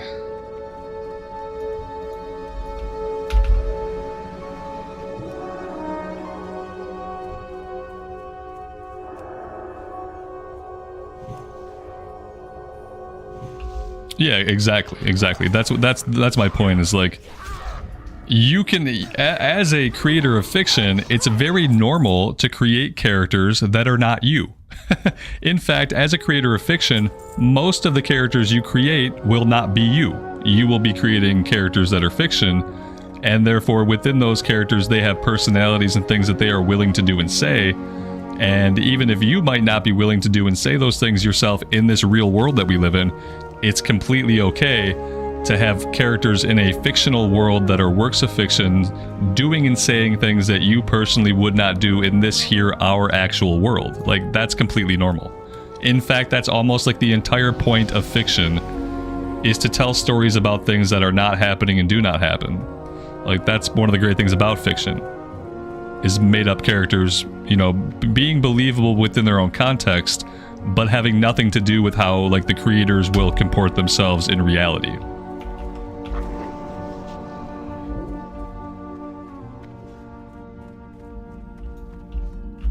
What do we need back here? Clean beast guts. Okay, must just be from like any beast.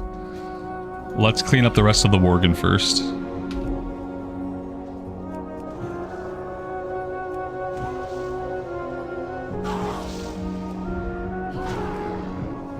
Worgen should have been Horde. I don't know if the Worgen should have been Horde, but it would have been cool if the Horde could have got something that wasn't goblins to kind of like compete with the coolness of the Worgen.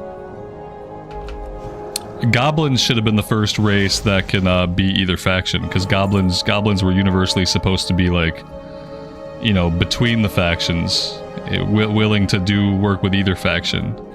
It would have been nice for goblins to be like the first like shared race, and then Horde could have got something that's actually cool on the scale that the Worgen are cool, instead of being stuck with goblins. And I know it's a certain group of goblins that the Horde have. I know it's not all goblins, but yeah, still.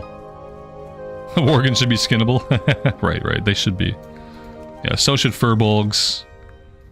Furbolg should be skinnable. Alright, let's go after beast guts.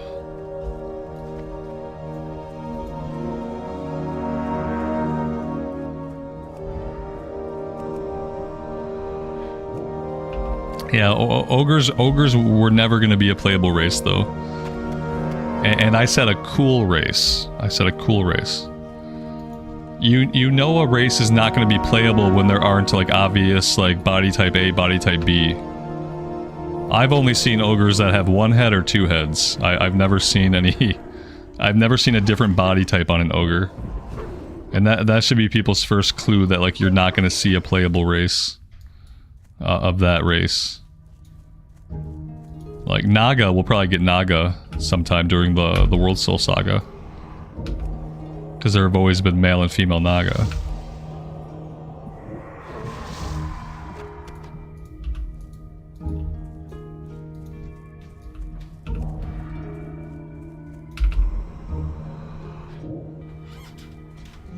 I think in Cata, I think by Cata, no Worgen are skinnable.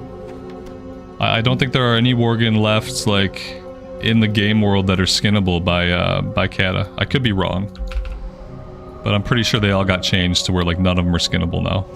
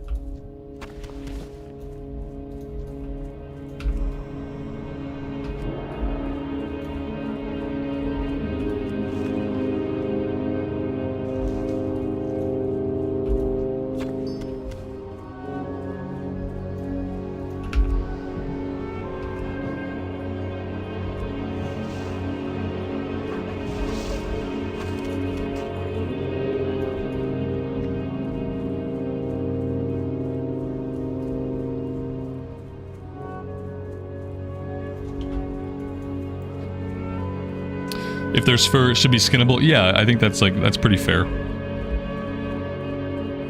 That's pretty fair.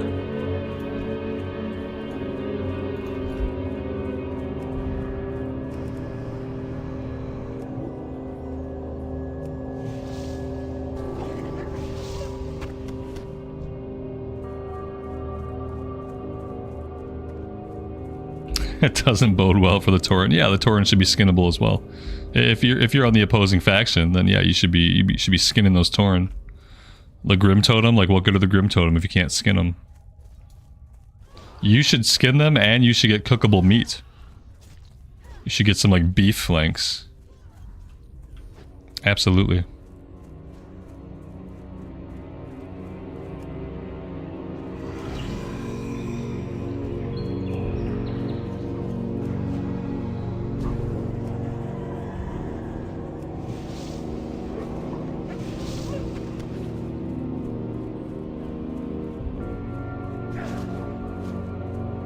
Yep, Tauren steak. Yep. Mm-hmm.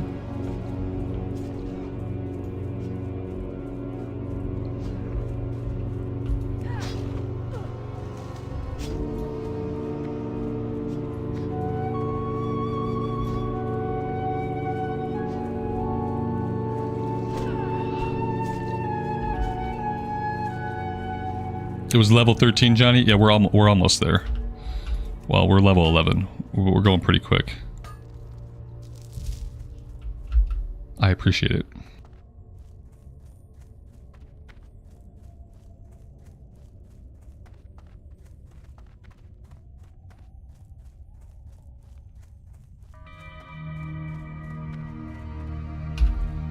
How am I finding Cata so far, like overall? Overall, I've been having fun. But keep in mind, like most of what I've done is dungeons, like tanking dungeons. That's been where I've had the most fun, is tanking. I think this character is going to be fun, just like hanging out with you guys while I level it up. But like the leveling on my own, like in a vacuum, like not as enjoyable as other versions of the game. But I think for us to hang out and level this character up, I think it's going to be fun.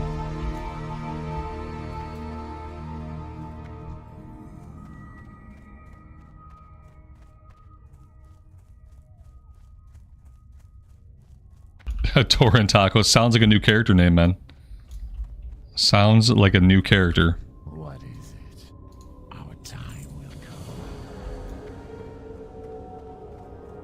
come. What will you require? Embrace the shadow. The concoction is finally ready, but before I can put my seal of approval on this strain, we'll need to run a field test. Speak to the bat handler here at High Command and requisition a bat. The bat will take you to Dawning Isles, east of here, across Lordimir Lake, right into the heart of the depravity itself, the Vilefin Murloc dens. Use the concoction against the Murlocs and report the results. This is a bombing run, I think. This must be a bombing run. Let's go ahead and do this.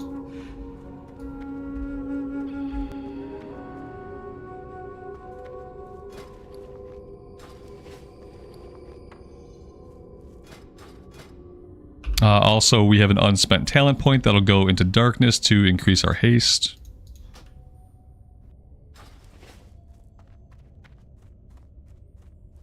I am forsaken.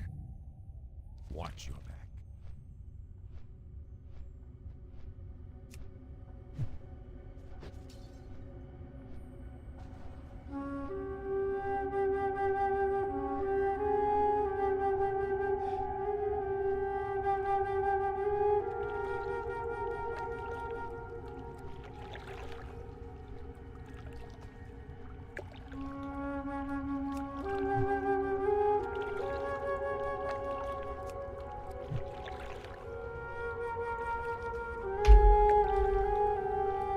Mr. Santa, thanks for hanging out. We'll see you next time. Take care.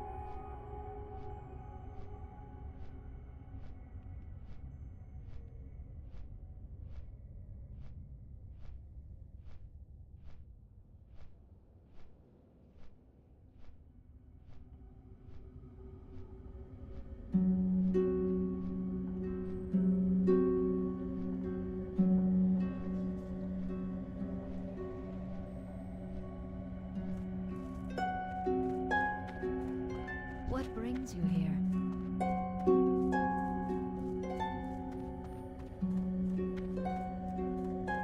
What would you ask of death? Beware, our enemies abound.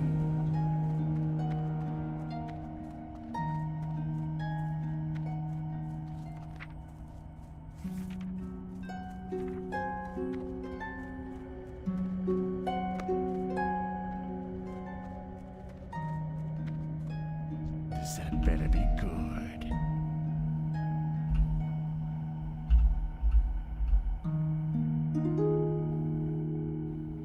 He says, but enough with the comedy. Yes, please, enough with the comedy.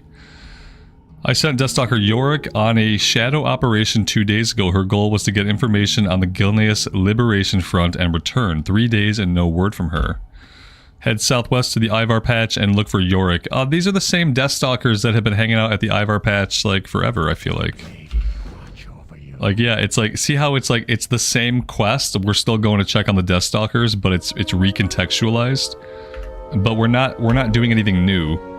We're doing the same thing we did in vanilla, but the dude telling us to do it is up here instead of being down at the Sepulchre. But otherwise, it's the same. Which versions have the best open world leveling? Just classic era.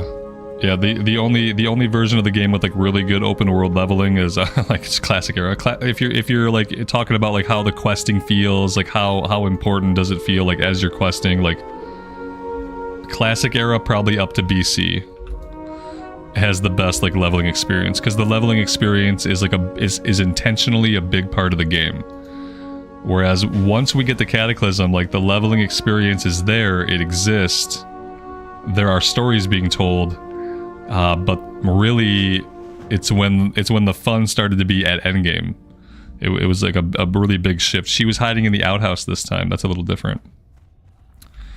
But yeah, the best questing experience is always going to be vanilla era, because it was when that experience was like a core part of the game that really mattered.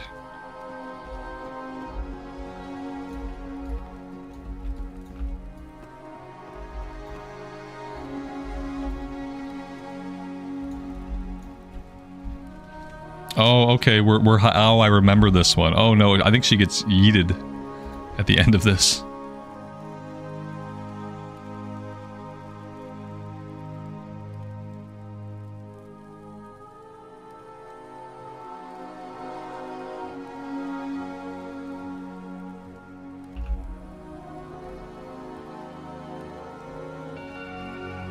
Oh, there's no voice acting here. That's so sad. I thought since it was Crowley, like, there'd be some voice acting, but no.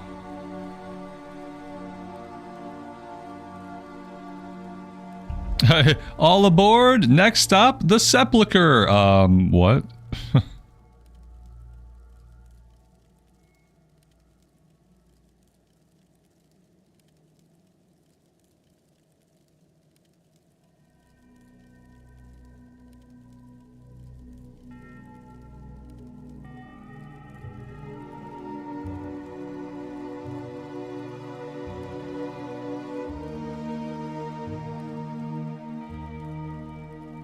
He said the Forsaken slaughter the defenseless. Like, is it fair to say that if something is a werewolf that they're probably not defenseless? I think like just by being a worgen, you are automatically not defenseless. That's my take on it. I've never heard of a defenseless werewolf. So I don't really know about the statement of that. If you're like a feral, wild werewolf, you're not defenseless. Like, you might be out of your mind or something, but oh no. Oh, she's gone.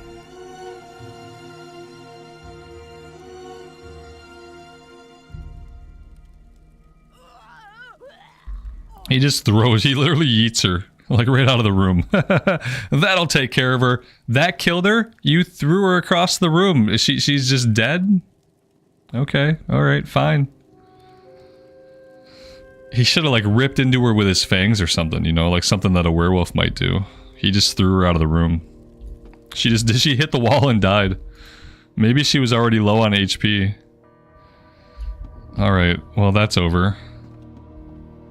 Rip Deathstalker Yorick. We got some herbs around here. He could have crushed her neck. Yeah, maybe. If they'd have had him like bite into her, that would have been a lot more obvious. Like, sure, maybe he broke her neck. Would a broken neck kill a Forsaken? I don't know. That's hard to think about. Like, I would say probably not. I mean, you're already undead. Like, do you need, like, all of your bones are showing and stuff. Like, do you need your spine to be intact? It's questionable. It's questionable whether a broken neck would kill a Forsaken the way it might a human.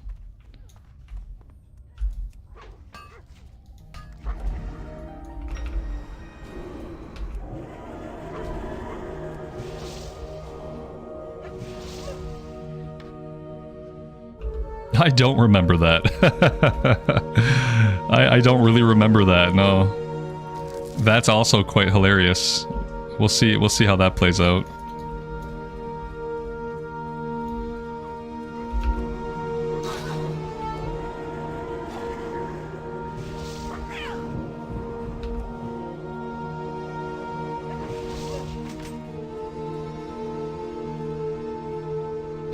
Oh my god. They stole my herb! How dare you! Straight up just stole my herb right in front of me.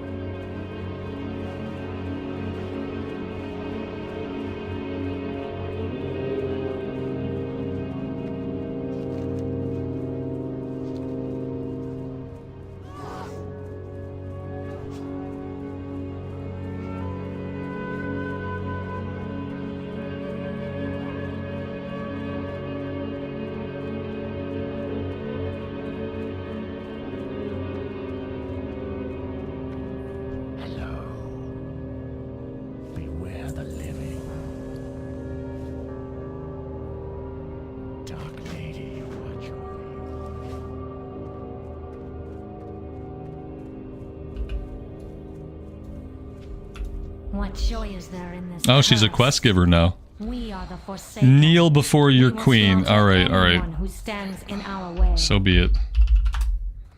We must kneel before our queen. I have no time for games. Crowley's a gnat, an insect, waiting to be crushed beneath my boot heel. Okay. So he thinks to rouse the feral Worgen of Silverpine, we shall show him and his allies the might of the Forsaken. But first, we must clean up the mess made by the Warchief's fleet. Without their aid, we may lose this war. What are we, if not... Our reinforcements from Kalimdor arrived last night. 3 orc gunships full of supplies, weapons, and soldiers. 3 orc gunships lost to Bloodfang's damned Worgen. How could an entire orc fleet lose to a small band of enemy combatants that lack any siege weaponry? An important question that you will answer for me. Gather your gear and report to the Orc Admiral Hatchet at Forsaken Rear Guard southwest of here. Get those orcs operational. Alright. We are going to get the orcs operational, apparently. I'm assuming maybe we can take a flight. Maybe we have to catch the wagon. Maybe we got to catch the wagon. Or we could do this thing called running. We could run the whole way. But I'm pretty sure that like a wagon comes by occasionally. Yeah, we're just gonna run it.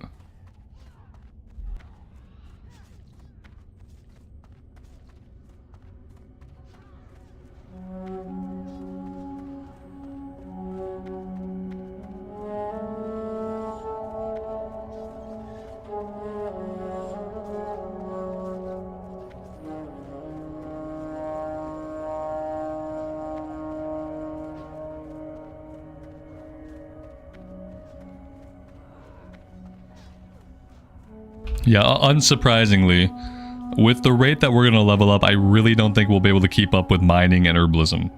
We would have to, like, intentionally slow down.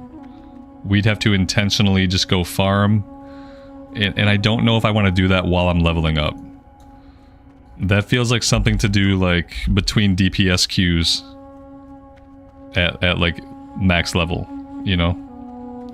That feels like we could queue up as Shadow. We could use like 10 minutes to run around collecting herbs and mining nodes and do it that way. That's what it feels like would be better. Buffalo Bill, good afternoon, man. Welcome to the stream and thanks for being here. I appreciate it.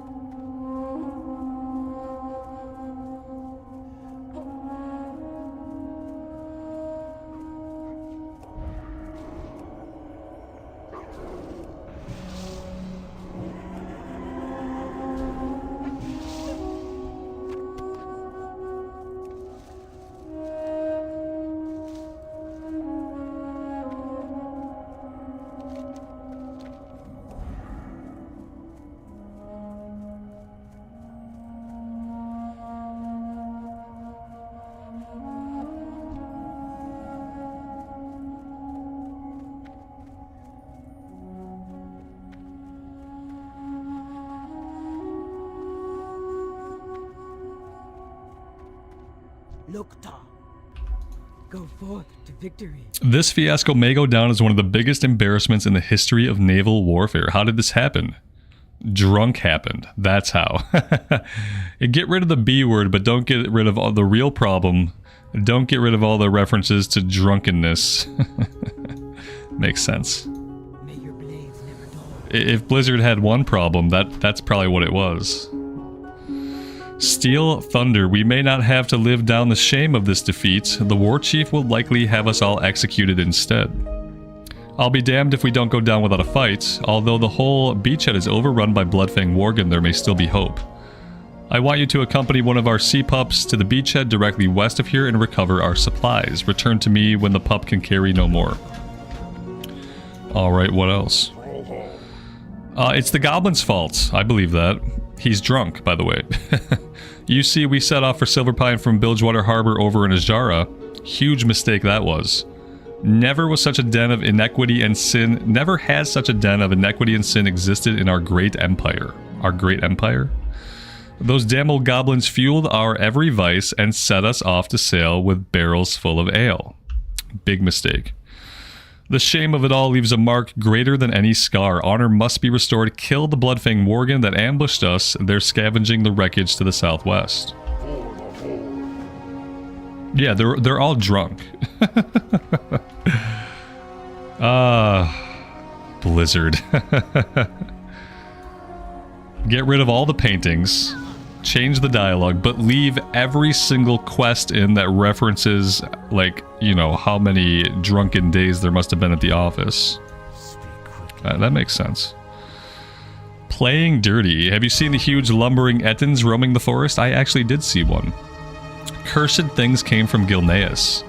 Now they just wander the land searching for their next juicy meal. We've managed to subjugate and utilize some of them to haul our wagons, but the others, well, they must be killed. Unfortunately, we can't spare any soldiers to do the job. That's where you come in, priest. I have a plan, but it's going to require some materials. Head out into the forest around this base and collect diseased beast organs. It's always got to be organs with the Forsaken. Organs or parts. It's either one or the other. Alright, let's set the Hearthstone here. Guys, I am out of time for today. I'm having fun on the priest. I think it's going to be very enjoyable to hang out and level this character up. So thank you guys for being here for it. We'll be back tomorrow at the normal time and we will do some more leveling. And then we may have a raid tomorrow evening. So whether or not we have a raid tomorrow evening depends on if we have enough people in the guild who feel like they're ready to raid. But we'll plan to level this character in the morning. And then by the end of the stream in the morning, we should know whether or not we're going to be raiding in the evening. So that is the plan for tomorrow. Thank you guys so much for the support. I truly do appreciate it. As always, take care of yourselves out there and take care of each other. And we will see you back here again very soon. Bye for now.